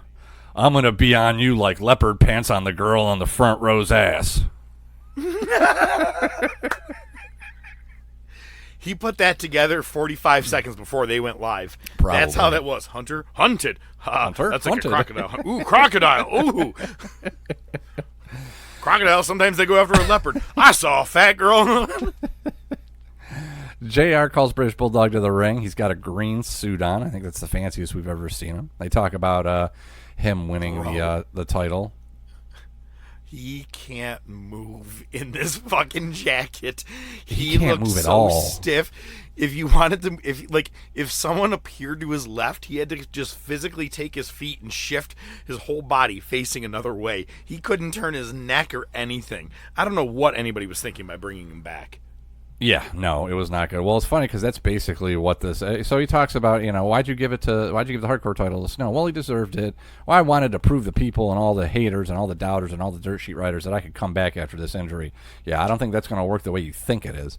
He said, there's only one belt I haven't got, the WWF Championship belt. Boss Man comes out and he goes, "That's not gonna happen, dumbass." So Bossman starts going to the ring. Then Snow comes. It's like cascading promos. First it was Bulldog. Now it was Boss Man. Now it was Snow.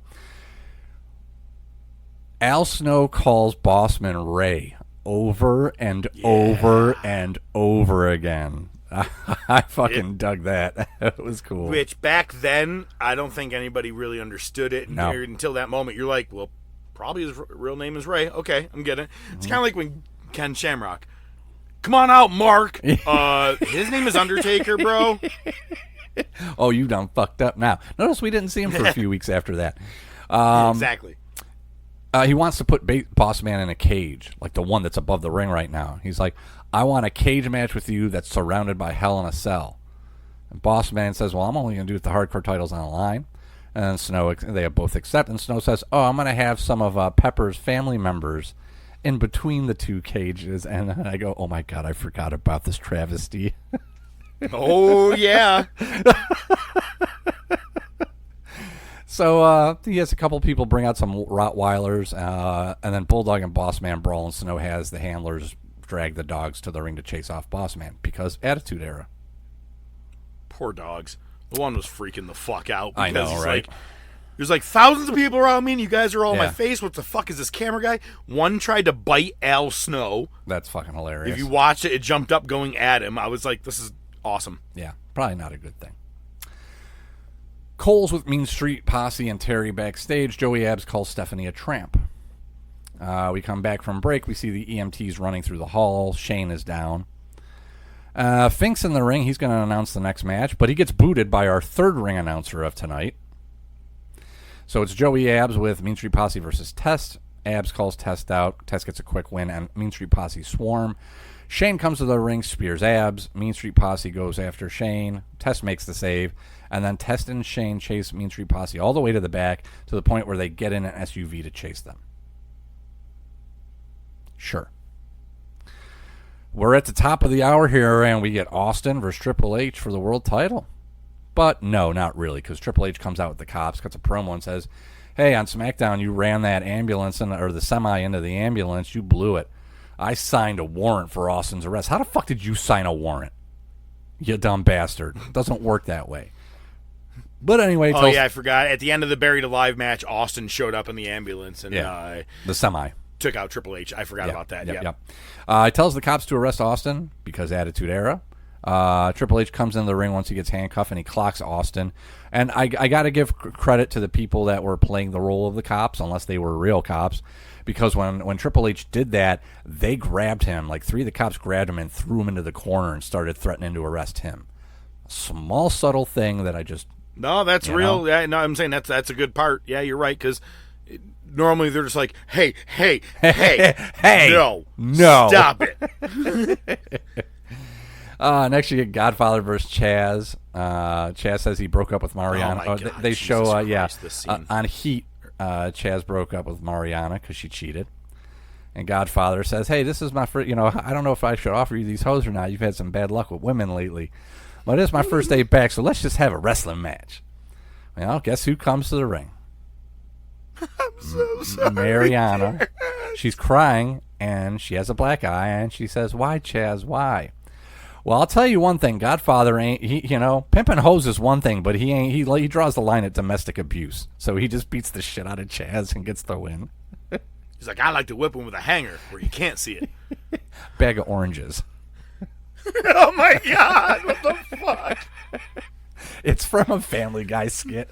Relax. Oh, I was like, well, you got pillowcases filled with bars of soap. It was Bing Crosby. Full Metal Jacket. It was like Bing Crosby or something. He's like, "I like to beat him with a sack full of oranges so it doesn't leave any marks."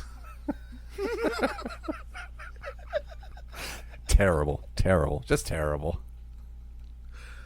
I love that we're pushing domestic abuse on Raw. We are not. This does not reflect the views of the Top of Wrestling or its hosts. No, and elderly abuse. Beat the fuck out of Moolah on SmackDown. Especially it's got a black eye. Especially if it's on the road, Linda's with the Stooges again. They keep telling her, "Listen, you should just leave and go to the hotel." And Linda says, "I'm telling you, it's family business. I can't run from anybody."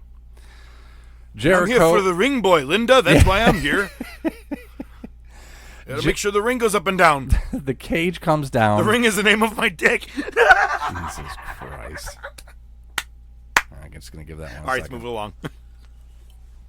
So Jericho gets in the ring, the cage comes down, and he cuts a promo on Shamrock, and he calls Gotch Gracie to the ring. It's somebody in a black sweatsuit, black mask, black gloves. It says Gotch on the sweatshirt. And Jericho just does a few holds, and then Gotch taps out to the walls, which is not called the walls yet. They just said that submission move is what they said. And he calls Shamrock Scamrock. Yeah! I've been waiting for this one. Ken Scamrock is one of my favorite ones. It's Stinko Malenko and Ken Scamrock. And then he mocks the ankle lock. Shamrock comes to the ring. Gotch takes a shot at Shamrock. It's 2-on-1. Gotch is revealed to be Curtis Hughes, a.k.a. Mr. Hughes. Who used to be the heavy, the body, or the bouncer, if you will, for Kurt Hennig. Mr. Perfect. Yep. Oh, yeah, Mr. Perfect. My bad. Yeah. But still, yeah. There's the famous video of Hennig, or Mr. Perfect, throwing the towel behind his back over his shoulder and it landing perfectly on Mr. Hughes' shoulder. And Mr. Hughes no-sold it. He did great. He just kind of looked over it like, oh, shit. But you see Kurt give a quick little smirk in the corner, kind of like, motherfucker, that was awesome. All right. I actually forgot that he came back with Jericho in this era. I forgot all about Hughes. Yeah, I didn't fucking remember this. D'Lo's in the back, and him and Godfather are exchanging money. Specifically, D'Lo is giving Godfather money. Cole's with Jericho and Curtis Hughes, and he calls him Mr. Huge. All right, not his best work, but still not too bad. Well, here we go.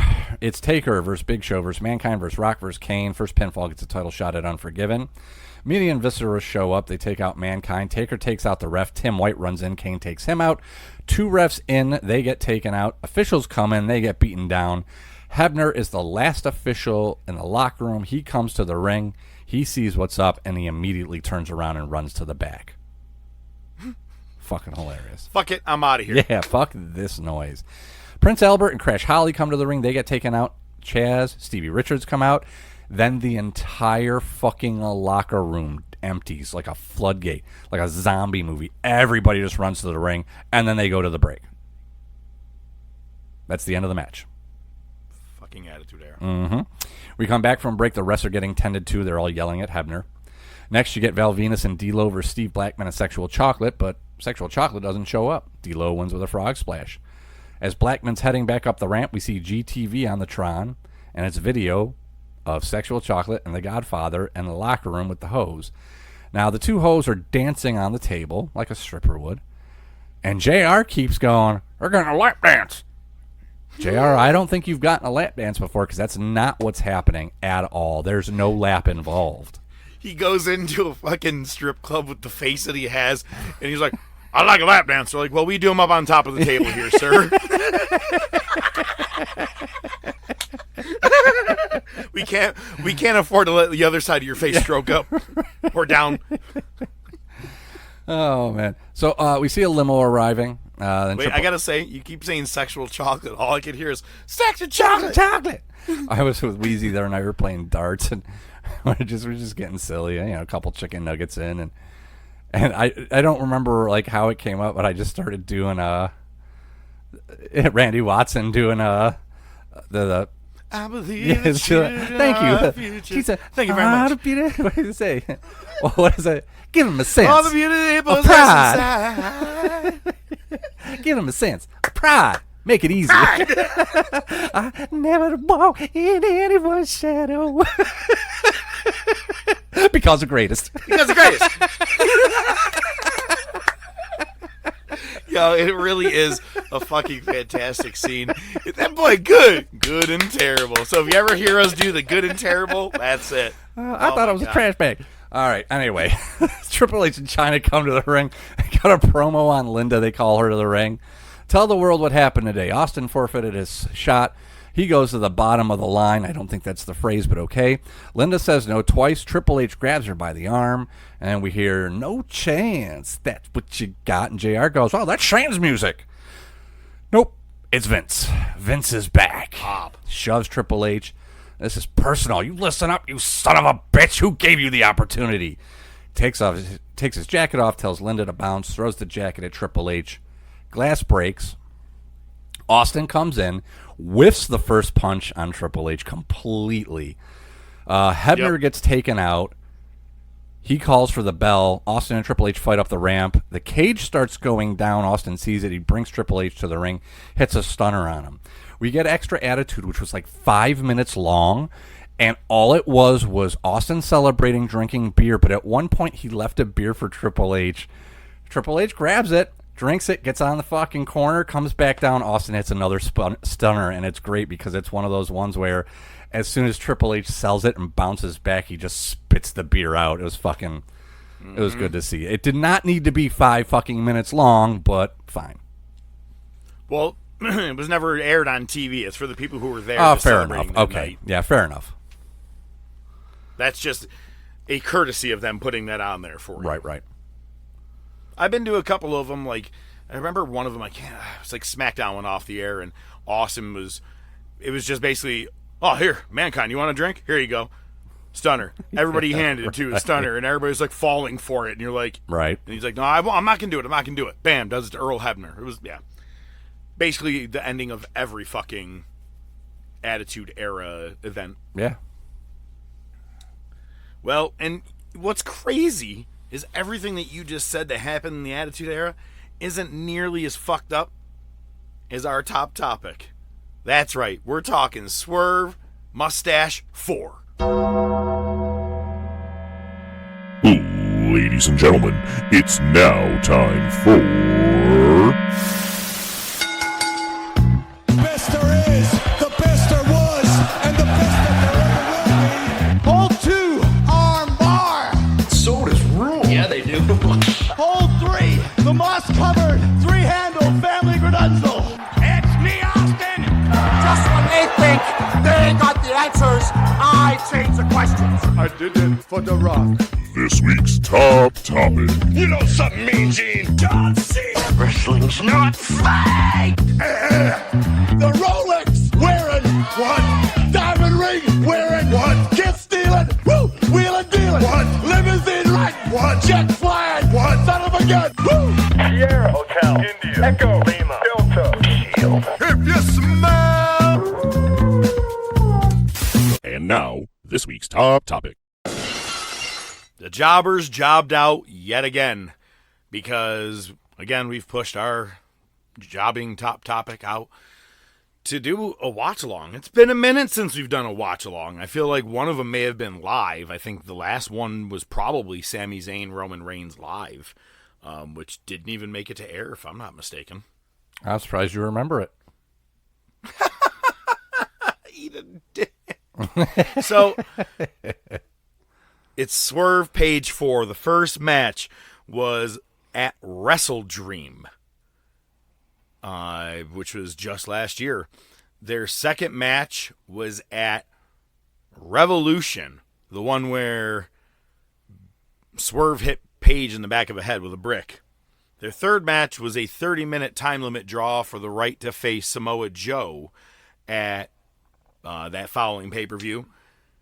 And now, number 4, here we are. It is a steel cage match, but not just any normal steel cage match. If you happen to hear what it was just days before the pay-per-view, because you're not going to necessarily hear it. I haven't actually asked you, ODM. You're probably going to be able to hear it through your end a little bit, I assume, but not recorded. Yes, correct. That is the hope anyway, yes. Yeah, we're going to find out. If you see the levels jumping, let us know. Why I bring that up is, in the very beginning, we're going to find out from Justin Roberts that this is a lights-out match. It's unsanctioned. God. It's so stupid. And, of course, they got it. Once the lights go out, AEW has no control over this. Even so just like the normal show. Yeah.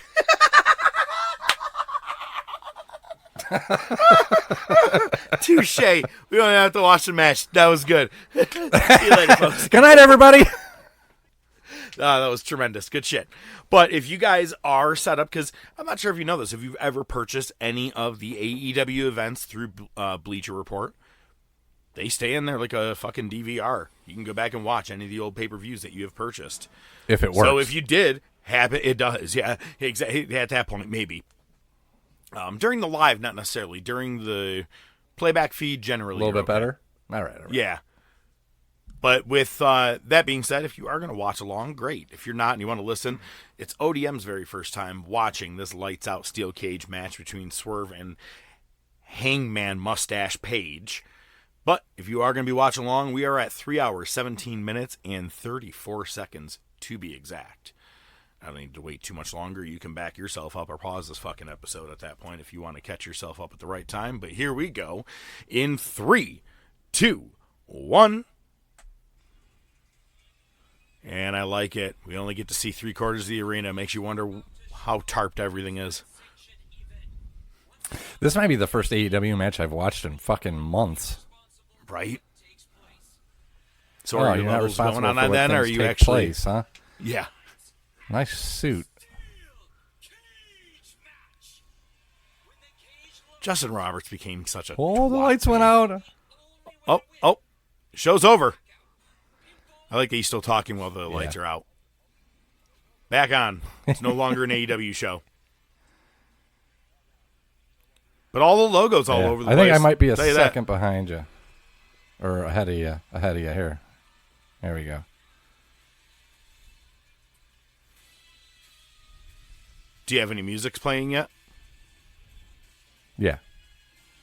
Yeah. Oh, he's got new music, huh? Yes, he does. Are you seeing him yet? Yep. There he he's is. out, and the Bucks are behind. No, there's security behind him.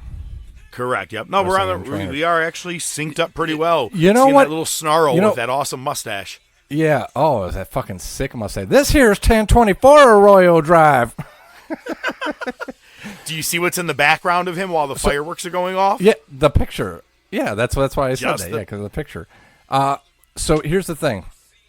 Aside from looking like Magnum TA, he looks like the young version of Chris Jericho now. He doesn't look like Jericho in 99. He looks like if you took this modern day version of Jericho, imagine what he looked like when he was younger, you would think he looked like this. I think that's fair.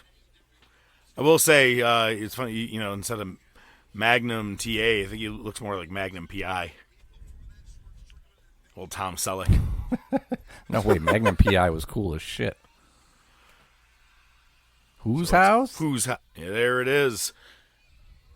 And right now, I love Prince this. Nana. Prince Nana comes out with just a mug. A coffee mug?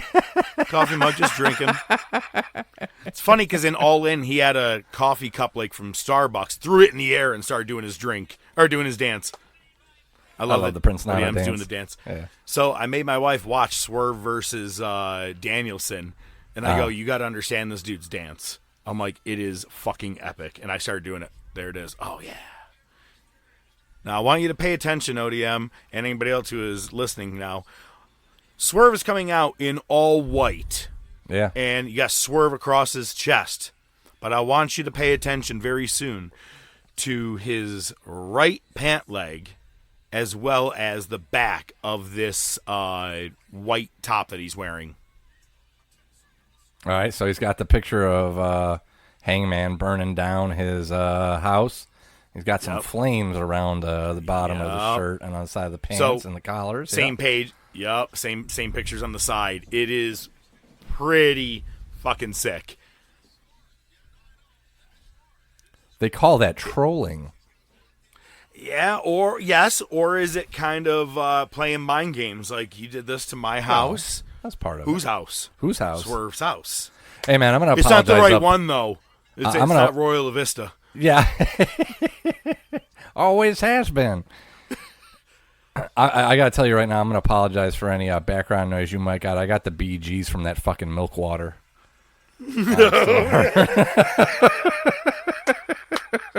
I'm still hurting. Rough. And you may not be able to tell, but we got good old JR on commentary. He's Yes, here I for did that. Danielson versus Perry, and now he's here for some steel cage match, folks. JR's barbecue sauce. So good, that face don't work. Pretty right. It's mustache versus a house. I came out of sobriety because I have to fucking drink to watch this match. So the cage is above them, and they're fighting before it's lowered. There it goes. There it is. But they're going to the floor. Are they going to make it back in time? Which is, I had a feeling this was going to happen. I'm like, how are they going to make this cage match as deathy like as possible? Here we go. Let's start. As possible. And Nana's bringing out a table already. There you go. There it is. Yep. So Nana is getting involved. Wait a minute. And there's a fucking toter in the fucking ring. Like, they look like the ones I keep my holiday decorations in. There's just one sitting in the ring. They got that from Lowe's. I can tell you. That's a Defender tote from Lowe's. I can tell you that just by looking at it. You got this from a comic book, man. I seen it. Page 48. $2.99 right next to the Sea Monkeys. No, I think Nana put that tote in the ring. And you'll probably see why. I would assume it's him that did it because he's the one that put the chair in. Yeah, but Nana just shoved them in so they could, so the cage could get down. So the cage is down now. You know, I don't know if I mentioned this earlier because we were talking about so much shit that happened. That during the middle of the Danielson and Jack Perry match, the ref went 1, 2, and he pushed Perry's leg off so that he could actually get out of the pin in time. Bryce Remsburg, everybody. Was it Rich Knox, the corpse referee? Bryce Remsburg, the one that lets things go on when they shouldn't. Yeah. But also with him, he did a spot where Danielson did a running kick to him in the corner. So she ended up with a shiner on it. So why is the cage not all the way? Oh, there it goes. Yep, like, it's there's funny. Like a foot of clearance underneath the cage for a minute there. I think they didn't realize it wasn't down all the way from the back. Oh, my bad. Tony was doing a line off of the controls for the cage. Yeah, dude, that's a straight up Defender tote from Lowe's. I have like not 10 of them or 12 of them in my garage right now. With a label or the same place that label's at, except mine's blue tape, not pink. Uh-oh. So as we're seeing right now, we are trying to throw the guy up against the cage, and we get the reversals, as always. You got to have your first several. But they're holding it off. The they're teasing it, so there's some element of actual wrestling psychology in there. For a change. Yeah, so there's the tote, there's a table, and 2 chairs. Again, you had to know that some shit was already going to be in the ring for these two. They couldn't just have one match in a cage. He completely whiffed that kick. He completely whiffed that kick. All right, now he's taking the jacket off.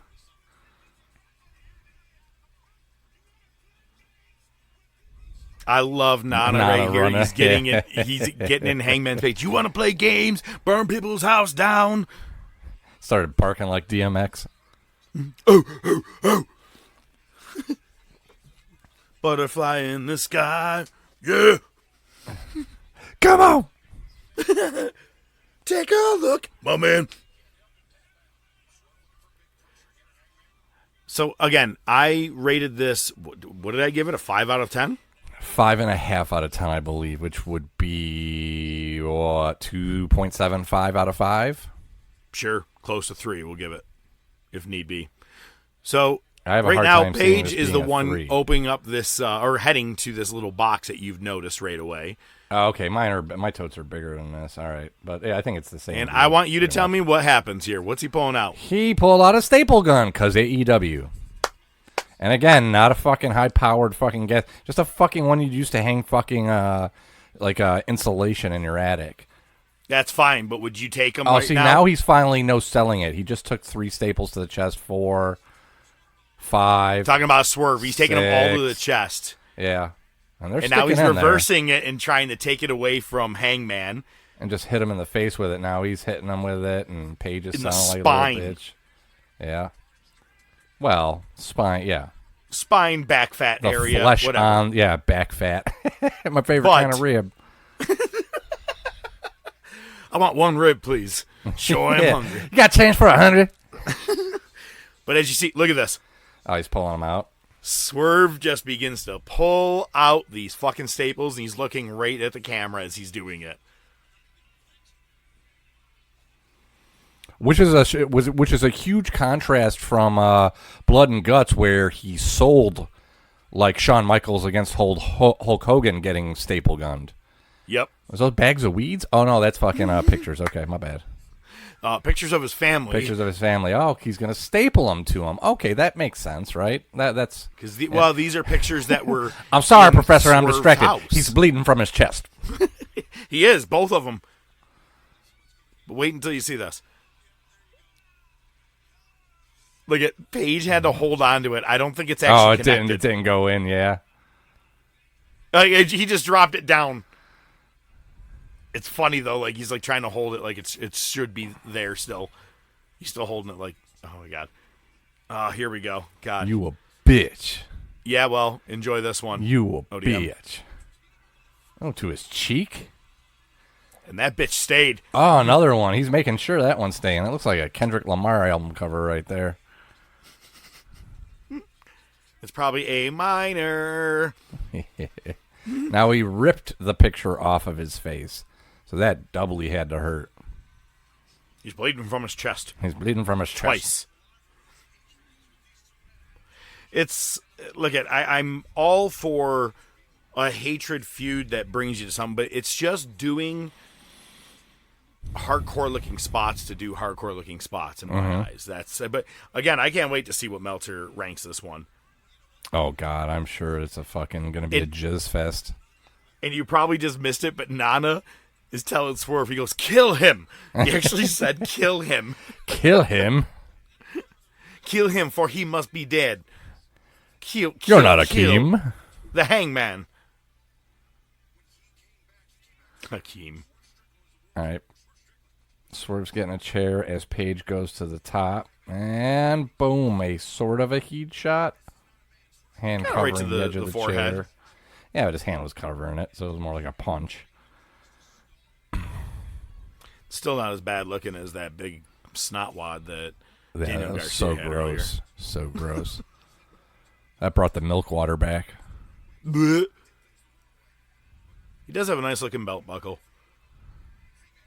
Actually, you know what? The pest guy showed up to my house today. He had a really nice belt buckle. It almost looked like the Brahma Bull on the buckle.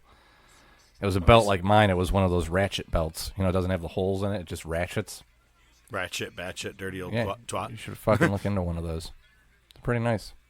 Anyway, yeah, Paige still looks like a douchebag, and he's Staples. actually bleeding from his eyebrow and nose area where the staples went in. Like I don't care, that would still hurt. I get touched with a fucking pinprick, and I'm like, I gotcha. Well, they want to get really gangster. Why don't they just bring out like pieces of cardboard and start giving them cardboard cuts? Paper cuts. Oh, cardboard cuts are worse because they're a little mind. bit deeper. Yeah, dude. Ugh. It's funny because O'Shea Jackson, Ice Cube's son, he put out a tweet. So when are they just going to bring out guns and knives and just start shooting people in the ring? Pretty like much. after this match. You're pretty much almost there. Well, just wait until this match gets going. It's We're too only bad a couple Pillman minutes Jr. in. It's too bad Pillman Jr. wasn't still there. He could have revived the fucking Pillman 9mm. Oh, I thought you meant the hotel scene. You know what I'm talking about? No. The one where he didn't wake up.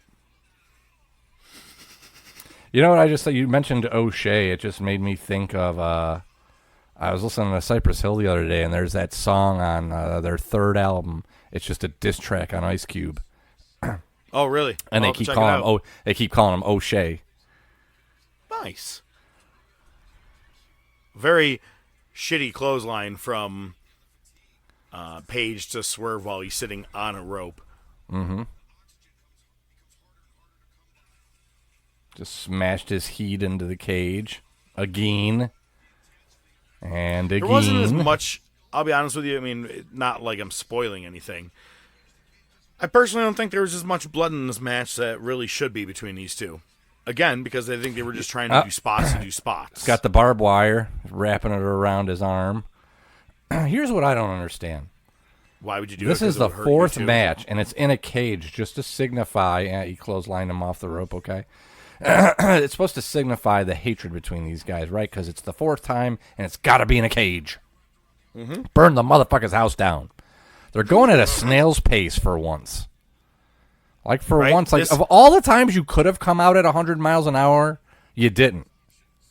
They came out 100 miles an hour in the second one. Well, and the first. But this is the pace you should have went with the second one. Backwards. Kind of backwards. The fourth one should be what they did at, I think it was Full Gear. I was mistaken earlier when I said Revolution. Revolution is, but it was Full Gears where they had the one with the brick. But yeah, this is kind of a slower pace than you want, but they're also the main event. They're milking their time. I think overall between entrances, well, promo package, entrances, bell to bell, and end of the show, I think they got like 40 something minutes. 40. I think it's 40 on the dot. Yeah. Which I did hear one of the matches was rushed earlier in the night, and I think it was... Doesn't that happen on every show? Pretty much. I think it was the Young Bucks Claudio match. I was like, that's fine. It was a stupid match. No one was ever expecting Claudio and Wheeler to ever win the tag titles from Bucks on this night. No, definitely not. Page is bleeding pretty decently from the right side of his head. Yeah, he is. Yeah, he definitely is. He's got a now he's looking at something. in his head. Oh, he's going back to the barbed wire like he saw it for the first time ever, even though he just used it. And he is just stringing it along the cage, I'm guessing, so he can throw Swerve into the side of the cage with the barbed wire. Surge? It's and Serge. Bro, this is Serge. Sounds like a dish detergent. That looks like the pussiest run of barbed wire I've ever seen in my life. I didn't know they made it in gauges that small. It looks like fishing wire. Yeah. Thick. Actually, it looks like a guitar string. Yeah, pretty much. It's probably just like got staples just glued did a to little it. shavings of it so some would stick up out of it. Right. Yeah, it really is the shittiest. Because if he's going to be wrapping it around his own arm, I mean, how dumb is it to even use it? Exactly. But he just threw Swerve's head directly into it. Mm-hmm. And now we're focused on Page, and he keeps yelling at the ref. So Swerve can blade.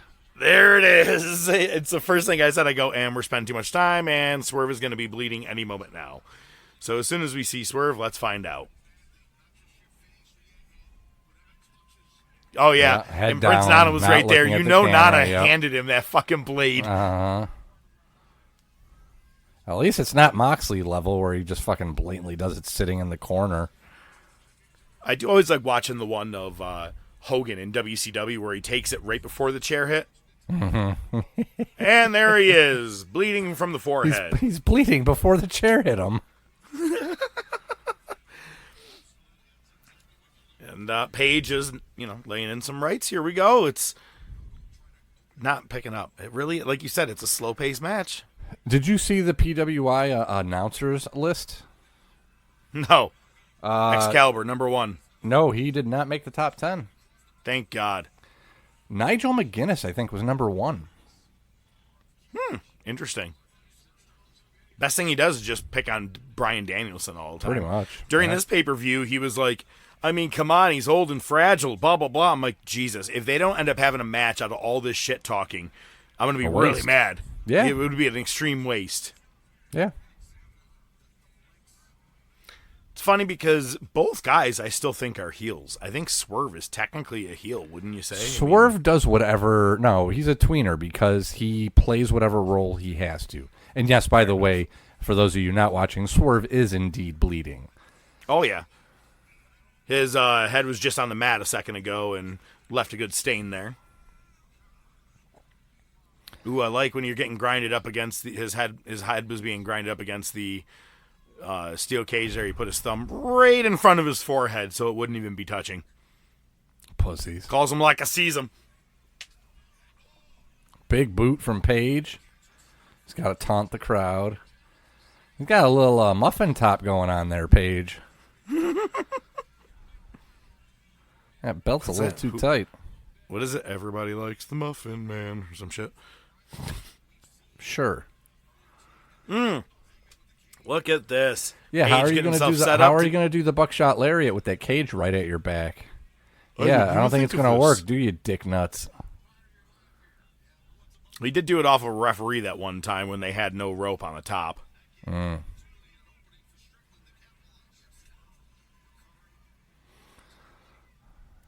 right.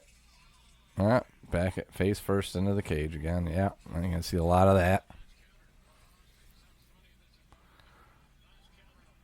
It's funny, the crowd is like there, but no one's really ecstatic outside. You know, this is a main event, and I feel like they're just like, yeah, we're just waiting for the more fucked up part. You can't be getting me with just some staple guns. We've seen the shit you guys have done. Right, everybody knows what to expect, and that's going to be something fucked up happening at some point in the match. And I'll tell you what, on that front, they didn't fucking fail on that one. No. But it's funny. It's like watching a ladder match and no one's grabbed the ladder yet. You're like, I don't give a fuck what you're doing right now. Yeah, right. Pretty much.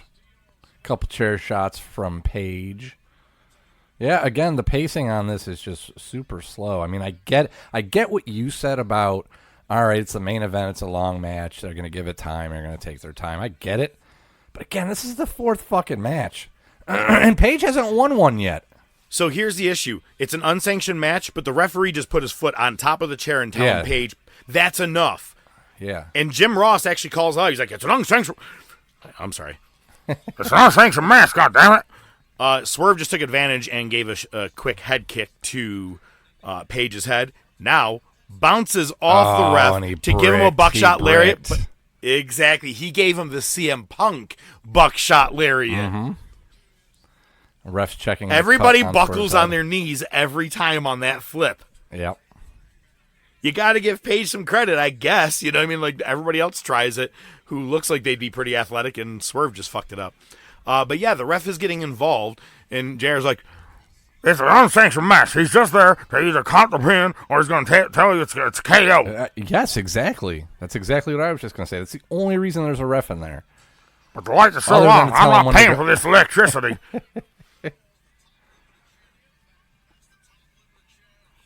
Swerve's getting the upper hand now, has the chair, and has hit Paige a couple of times.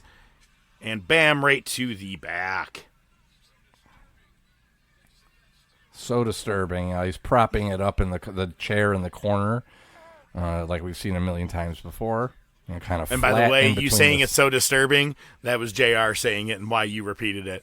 He's not telling you guys this is very disturbing. It's not. Well, it is. It is that I'm spending this much time watching this. Did he just miss that?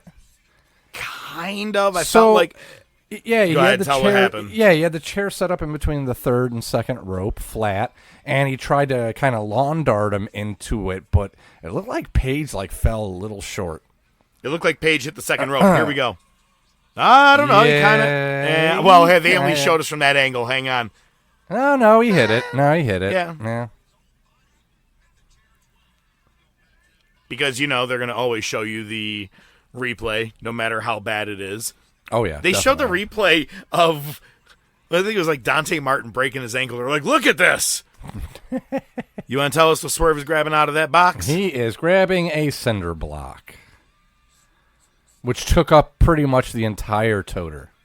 It was, the toter was that and the staple gun. That was it. Drops the cinder block, props it up so that you have a nice flat piece here. And he's looking down at Hangman Mustache Page, looking to give him what would maybe kind of, a pedigree or maybe even like a J Driller kind of thing. Oh, yeah, okay, yeah, good call. Hangman Page. Page going for the dead eye. But Swerve reversed. Sets up for prettier, sort of. No, not really. Cop killer. Oh. It's called the Cop Killer, and he completely missed the cinder block. I mean, the edge caught his back a little bit after he took the bump on the mat. So, okay, he dropped doing the Cop Killer. Swerve did a Cop Killer on the cinder block, and Paige just kicked out of the pin. Now, only 2 seconds for what happened, and now look at Paige's back. It is scraped to shit. He hit it pretty decently. He didn't hit it. His back scraped it after he took the bump on the mat. So, yeah, the scrape looks nasty, but I mean... What the fuck, really. You want him to die? Just don't do the spot then. How about that? I mean, Brian Pillman had a gun, but he really didn't kill anybody, so why'd you even pull the gun out? That just looked shitty. My God. You're a person that just wants death on TV. Wasn't Owen enough? Yeah, no. Paige needs to go too. Okay, all right, that's kind of cool. So Swerve has now set up that table that has been in the ring. Was there a huge gap in the corner there? Did he just pull out like a panel or something? No, Dude, there's gaps. There's there, a gap yeah. in every corner. In that corner right there for the cameras to be able to get good shots. Okay, they can't be inside the ring. All right, that makes sense. All right. Each corner of the and there's holes too for the cameras. Yep. Exactly. Yes, in the corner it did look like there was a giant gap. You could fit like a fucking table through it. Yeah. And Swerve is up on the top while Paige is leaning on the table. All right, and Paige has just reversed it for a minute here.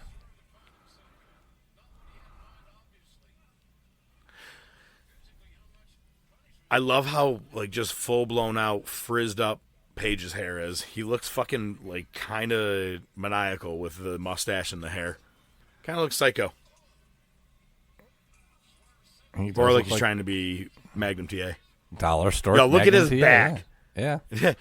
His back is pretty fucked. Yeah, it doesn't look very pleasant. I'm not going to say that, he should, but again. His shoulder also is pretty bruised, too, if you see that upper right-hand shoulder in the back there. You see how bruised that is? Yeah, so it looked like he was setting up for a fall-away slam from the top buckle. That Swerve's reversing it and knocking him down. Which I actually thought Bro, look at Swerve's right knee pad. Well, it would be his left leg, but the one. Wait. And boom, he just did a Meteora through the table to Paige. Well, it wasn't a Meteora. It was more like his double foot stomp. It's his double foot stomp, which is one of his finishers. And 1, 2, and we get a near close. Bro, really. Swerve's one knee pad. That's Seth Rollins' logo, the fucking crosshairs. Just without the SR on it. Oh, interesting. I'll have to check it out again. Oh, it sure is. On his left knee. Wow. Yeah. Wait, and here you go. He's going to ask the question. Whose house? Whose house? And Deadeye.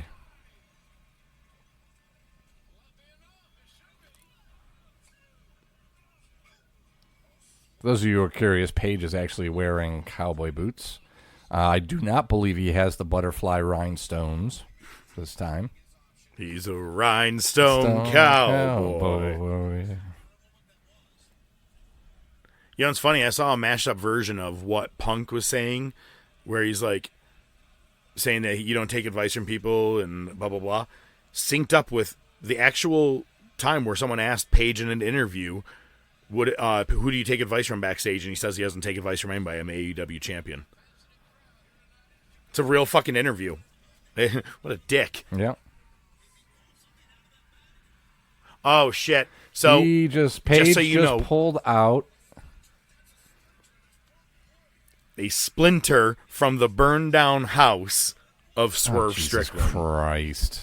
It's all charcoaled up. So you stayed there after committing arson? Yeah, and after the fire department put it out. Went back the next day just to get a piece. And trying to stab Swerve in the eye. Yep. It's like that scene from Saving Private Ryan. I've only seen Saving Ryan's Privates. I guess that was your favorite part, Ryan's Privates, right? Swerve is trying to kind of do like an arm bar and taking the piece of wood away from him and goes to stab. Oh, God, so damn close into Paige's eye. He blocked it. Wouldn't it be great if he accidentally didn't? And he did commit murder on pay-per-view. Hilarious. Good night, folks. Paige got a 2 count. Swerve still has the splinter. And he's stabbing Paige in the head with it. Yep. It's an animalistic attack, says Jim Ross. This was, at least it wasn't those big, long sticks like John Moxley likes to have stuck into his head. Oh, my God. The skewers for fucking shish kebabs. I hate that shit. You know what? I won't even have shish kebab because of that. I know, right? For real. Swerve was looking at the dead wood from his home, and he's starting to cry. Yeah, bitch. He's going to cry. It wasn't your real house. It wasn't 1740 Royal Vista. Bro, how much do you want to bet that Tony just bought that house just to burn it to the ground? I wouldn't be shocked. It's probably like a crack house. Yeah. $10,000? Yeah, I'll pay for that. Yeah. I'll buy that. Page just did a low blow, and now he is setting up for a power bomb. But can't get him near. Up. So now Swerve has near to the help. cinder block. And right on the cinder. See, that was on the cinder block.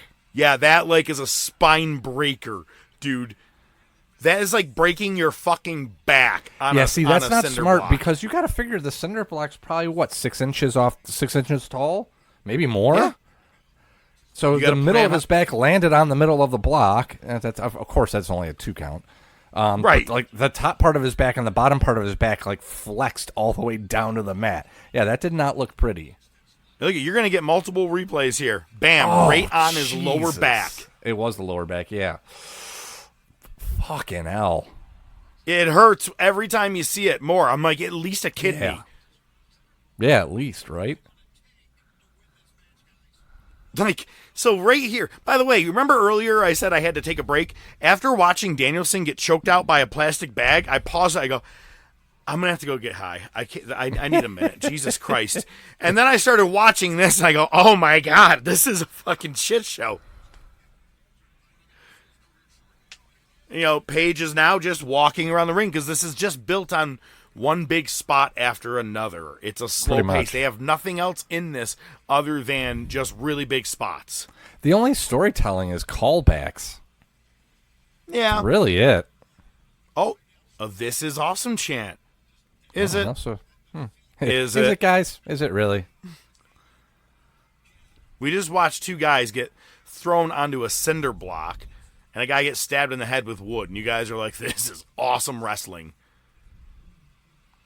Mark's going to mark. Uh-oh, looks like Swerve's going to try to return the favor. Nope. Kind of power bombs him into the side of the cage. Paige falls awkwardly in between the cage wall and the ropes.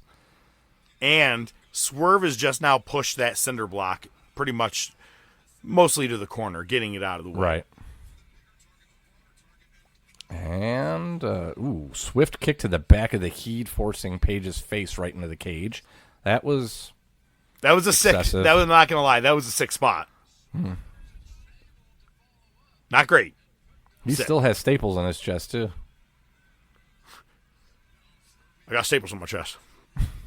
I had the message there, but they fell off. Like the pictures. But I think I got the medicine. Yeah, Paige looks like Magnum shitbag. And another kick to the heat. Which, at some point, what is enough? Do you know what I'm saying? Like, when's enough is enough and, like, getting kicked in the side of the head? Because then you get another kick out, 2 count. There we go. Well, I'm guessing the finish. I'm guessing that was enough. Oh, well, yeah, I get it. But I'm saying, like, it's too many kicks to the head. Oh, that one, yeah. It's ruined in wrestling. Swerve heading up to the top rope to do another double swerve stomp. But instead, he's looking around to do the Jeff Hardy moment. Yep. Ooh, I should go up higher because that always seems to work. Mm-hmm. It's not like Edge broke both of his ankles doing that. Did you even watch Double or Nothing? All right, Paige caught up to him. Paige is on. Not gonna lie, when I watch rope. this, I go, "Thank God that Paige just showed up into this." And now Paige looks like he's setting up for a avalanche power bomb off the top rope, and it is connects hard. God, Paige is lucky he didn't break his fucking knee on that one. Yeah, he did land on his left knee pretty hard. Yeah. Now Paige is hulking up. Which, did anybody tell you that you're a fucking heel? You're not supposed to do the Hulk up? Yeah, right. Dead eye. For another dead eye. Boom. Connects. That's the end of the match. 1, 2, 3. No, I'm just kidding. I am not that lucky. Come on now.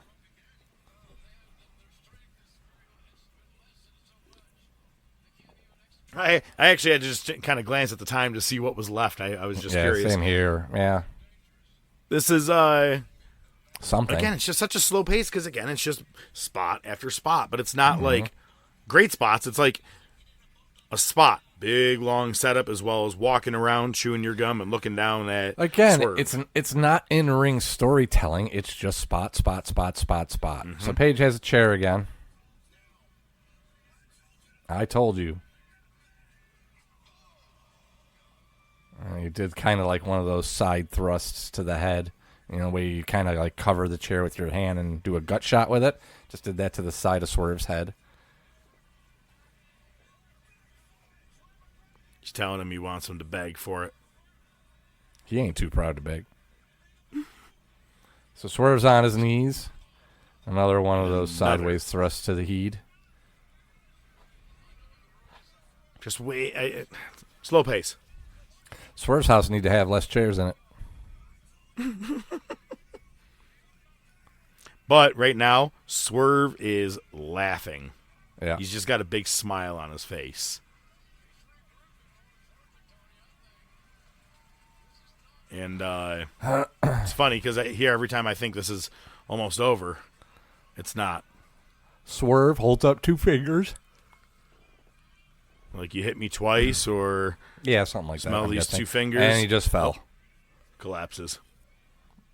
But did you notice what he just did? Oh, you put your head down. Nope, I saw exactly what he did. Nope, I saw Okay. exactly what he did. He just slid something into his mouth to prep for the next spot. Didn't slide something in his mouth. Right now, Paige is yelling in his ear. Hang on. Paige is yelling in his ear, and now sticking his hand to his mouth. He's taking out the grill. Yeah. He loosened the grill for him. No, I don't think that's what he did. And I'm going to explain. Yes, it is, 100%. I'm going to explain. I'm going to explain when we get there. All right, well. So Paige is going for something in the corner. He has a syringe. I'm pretty sure this guy is not a fucking doctor. And he just pulled the cap off, and the needle, which he doesn't know how to use, is going into the side of Swerve's mouth. Oh, my God. It hurts to see it again. Jesus Christ. And he's injecting whatever that was into his mouth. Because AEW. And now Hangman picks up the chair with Swerve with a needle in the side of his mouth. And Paige winds up. And a headshot to rival all headshots. The chair was gimmicked because the seat of the chair came right out. And the ref just called for the calls bell. for the match, which I guess it's not a lights out match. But thank God it's lights out for us, Mingya. So I will what say I've read, that. So what I've read is that move that he did, where he went to put something in his, where it looked like he put something in his mouth, and you said he was losing his grill. He actually put something for the needle to go into. Oh, kind of like a buffer, Like a piece or something of like that. apple, or something like Okay. that. Yeah. All right. Now, it looked to me like he loosened the grill for him. It could be. It could be. The other part to this is just as he swings the chair, that cuts camera away. did an all fucking stadium shot. Not stadium, I'm sorry, Yeah. arena. They call that the It's- all elite shot. Yeah, they completely muffed it. You didn't even get to see it. You heard it You gotta pretty hear the fucking fuck loud. out of it. Yeah. Yeah. And Swerve is still laying there with the chair around his head, and it's Yeah, funny 'cause he's because they're going to probably get close concussed. to him. Oh, 100%. You see the blood right on his chair, on the chair where he hit. Yep. And it's funny because they start to zoom in on Swerve in a minute or two. I'm like, please don't pull a Jericho. Hey, are we still on air, folks? With my eye I know, open. right? How did it look? Did it look cool? Awesome. Now, for some reason, Paige is kissing Swerve on the forehead and fondling his ass. I don't know why that's happening. Did I give you the wrong version? Just kidding, folks. No, Swerve is selling it pretty hard, man. He's laying there just like a man who got his ass kicked. All right. Out of 10, do you agree? 5, 5.5 at best? You gave it 5, 5.5 out of 10. So basically a 5 out of 10, we'll just say. About a halfway mark, right? Fair. No, I give this a 3 out of 10. Yeah. I was being too generous. It's pretty fucking bad, man. It now as I'm rewatching it and the slow pace of it, yeah, you're right. None of this makes any sense. This is their fourth match. Page didn't win any of them. He finally wins this one. This match had like just terrible, terrible pacing. If your plan was to go 40 minutes long when this match started, right? Like you had 40 minutes left before you had to drop, which is about right because it's just about at 4 hours. Why not just give more time to another match and make this shorter? If this match was this important, it didn't need to be 40 minutes. It was about the in-ring storytelling, which you called out didn't happen. It was just spot, break, spot, break, spot, break, spot, break. That's the whole fucking match. And then at the end, you had a cinder block power bomb. You had the needle spot, and then the chair spot. And Page is freaking out on top of the ramp with his jacket. And like screaming and good night, folks. So here's my thing: if this was the match that you wanted to have, do you remember All Out 21? That cage match between the Bucks and Luchas. The Luchas, yeah, happened midway through the show. They threw a couple buffers in there. Main event match. Now, did we really give a fuck that Kenny Omega and Christian were the headline? No, not really. Right. But it was all about what happened after, right? Mm-hmm.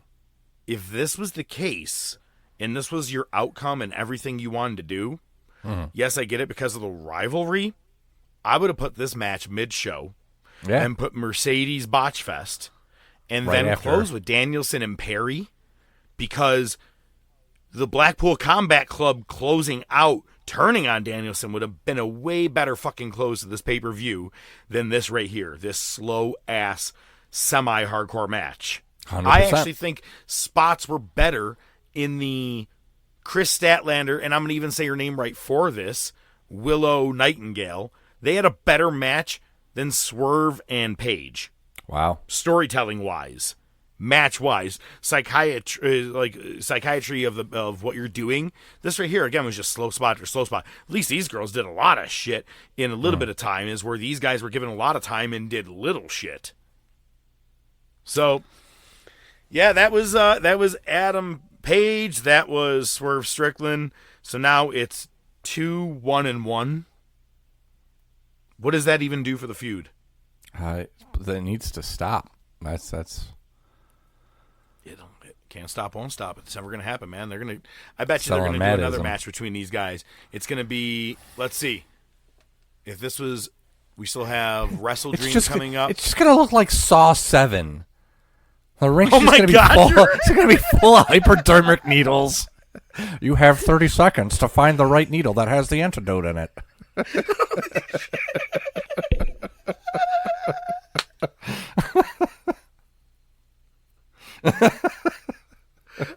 Oh my God! Well, hang on. The pay-per-views that are left. I mean, I know that you got Wrestle Dream, but AEW Full Gear, Saw 7. It's just getting out of the needles. God, I almost want to tweet Tony Khan once a day, every day for the next week, just to see if I can get it in his head to do it. A hypodermic needle match. Yeah. Only Which one has can the survive. Antidote? Everybody just keeps stabbing themselves. Oh, that's funny. I'm going to see if I can make that on the 2K game somehow. God. Oh, that's fucking great. It's just Saw 7 at this point. Wow. Oh, God. Well, then I can't wait for someone to take the saw and slice Tony Khan in the throat like they did. Yeah, tell me when I'm telling lies. Oh, man. Well, guess what? The good news, next week, when we're back, we don't have a pay-per-view in real life or in 25 years ago. Thank God. But our topic next week, we're back to music.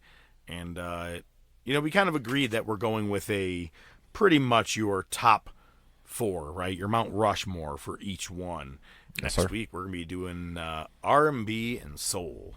That's tough, man, because you could go anywhere from, 50s to, man, even into some of the 90s with Boys to Men or even, I was going to say, John Legend. Right, Bruno Mars and, John Legend. You're right. So, I mean, there's people there, but there can only be 4. Yeah. And then we're going to have 47 honorable mentions that we'll be talking about. I believe children. Because the greatest. inside of me. Sexual chocolate. That boy good. Jesus Christ. Well, we'll be back next week. I am the Professor. I bid you a farewell. Go Bills tomorrow night. Go Bills. ODM, he always likes to leave us with his final thoughts of the week. Take it away. Thanks, Professor.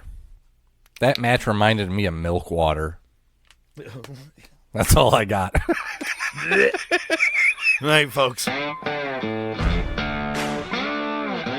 The Top of Wrestling Podcast is brought to you by The Top of Wrestling Podcast.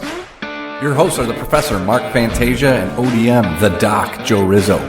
Feel free to reach out to the show by email at thetopofwrestling@gmail.com, on their Facebook page, Twitter page, Instagram page. Remember to subscribe, like, and share. You can listen to the show on most popular platforms, including iTunes, Spotify, Podbean, Amazon Music, Pandora, and YouTube. Without your continued support, it would be just some guys talking wrestling, which is pretty much what it is anyway. Good night, folks.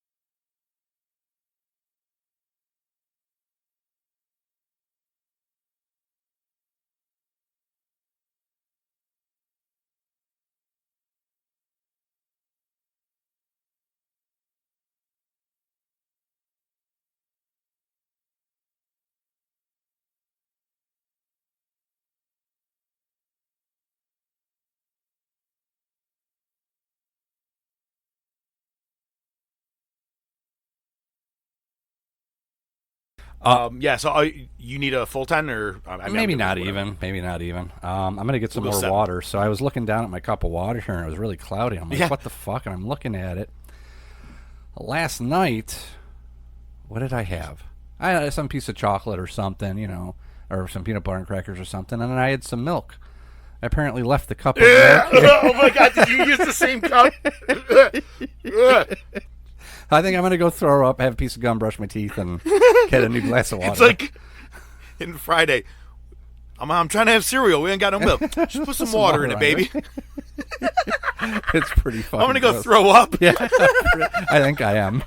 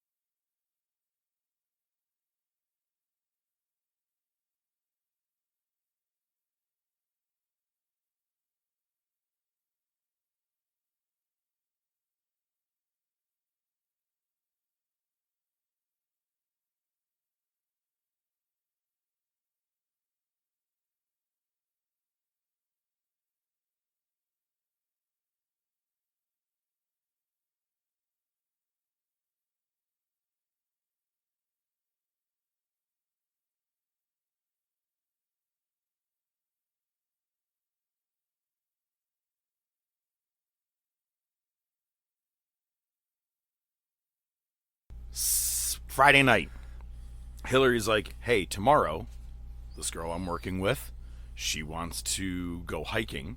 And she was like, hey, do you guys want... They ended up realizing how cool they were together, if you know what I mean. Mm-hmm. Like, what they are into. And she's like, yo, do you guys want to take some shrooms and go for a hike? I'm like, man, edibles don't touch me. You know that, except for that tiki. And I'm like, I don't know if it's worth it. I'm like, for like, even to waste her, I say wasting it too. Like, I look at it as that too. I don't want to waste your shit. Don't give me it because it's not going to work for me. And she's like, well, here, you do it with this. And apparently if you drink orange juice, the acidic acids or whatever, fucking whatever. Can I ask something first? Are these actual mushrooms or is it a gummy mushroom? Oh, no. Straight up. Okay. All right. Okay. Dry as eating cardboard. Oh, yeah, definitely. Have you done it before in your life? Yeah, definitely. Okay. Did you trip? Oh, yeah. Yeah. So they were like, I feel calm. I feel relaxed. They both did 1 gram. Okay. I did 4 grams. Jeez. Because, well, hang on, dude. Yeah. All right. When you go to a dentist to get numb, like, or when they go to give you Novocaine, no lie, I need 4 times the amount you do. Jesus. I have a weird tolerance when it comes to, like, even Advil doesn't really touch me. You know what I mean? Like, for some reason, edibles, eating things, how I digest things, it doesn't touch me. You're broken. Yeah, no shit. But I was starting to feel chill and relaxed. I go, okay. I'm like, man, was that joint I had before I got here? I'm like, whatever. And this hike was you go up to this one spot, but then you got to turn around and go backwards. That's like typically how it works. Some do a full loop. Okay, dick. Fair enough. So on the way back, her friend's telling a story about how all her tattoos, because she has flowers on her arm, all different flowers, and it's state flowers that she has tattooed on her arms for every state that she's been to. I go, that's pretty fucking sick. Some people collect shot glasses. She collects that. And they're talking, and everything all of a sudden just hit hard. And I go, now. And Hillary's like, I know you want a tattoo. I go, nope. Now. It's now. And they go, what? And I go, it's happening. They go, oh, is it kicking in? They go, you feel relaxed? I go, fuck relaxed. I'm beyond relaxed right now. Does your head normally do that? Her head was going big, small. We had to go, after it was all done, we were going to go out to eat, which was a fucking scary situation. I, like, got paranoid in there. I'm like, everyone knows. But when I was at my highest, or my happiest, they go, are you on your cell phone? No, I was staring at my hand. I was watching muscles move in and out, up, down. They were, like, forming, doing weird shit. Hillary was dying, laughing her fucking ass off. And she had to keep writing down quotes of things that I was just randomly saying. And here are some things I thought you would appreciate. Yo, I have legs right now that are moving I didn't even know are mine. They said something to me, and I go, yeah, I'm going back to this journey on my hand. Whoa. I was saying something, and I was talking, and I go, wait. We didn't have lunch yet, did we? We were still sitting in the car. We hadn't moved. I thought we were in there for over an hour. We were in there 5 minutes. I was watching my feet. They started growing. Like, you know, like a swollen, like a sprained ankle, how big it gets? Yeah. My foot was doing that on its own. And they go, what's up? I go, yo, I just had to move my pants because they're getting so big. And they go, what? And I had to move my pants because I couldn't see the rest of my feet.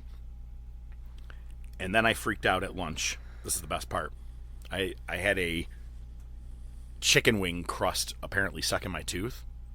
Dude, it was a minuscule sized one that could fit through, like, anything. Like the tiniest crumb. I mistaken it for a fucking tooth and started freaking out. I go, I think I just lost a tooth. Bro, it was fun. I'm not gonna lie, I never tripped in my entire life until that right there. And I'm talking like trip. Jesus. It was fun. I couldn't have gone out. Fuck that. Well, they were like, we're just going to go to lunch. They go, do you want to sit indoors or outdoors? Like I said, I'm going to sit in the back of the car where you guys just roll the window down. And they go, you're not a dog. And I go, I'll be fine. But just leave the keys in the ignition. It was, being in public. Oh, my God. Hillary goes, I'll go with you to the bathroom. I go, I'm not a fucking infant, okay? I understood why. When you first go in, it's a unisex setup, but you can go to any one of the stalls at this brewery place that we were eating at. I didn't drink, but I had to decide which stall made me feel safest, okay? That's where we were at. I was like, this one feels safe. It's not something I want to do often, okay? I don't know how musicians play music on this shit. I was like, I couldn't even imagine watching TV or anything. Everything was moving so much. I was like, I couldn't imagine watching wrestling on this. Because I debated. I was like, All Out's tomorrow night. Man, maybe I could, no, let's not do that. I'll be thinking like people started stabbing each other with needles and hitting each other with bricks. Yeah, that probably wouldn't have worked out so well. Yeah.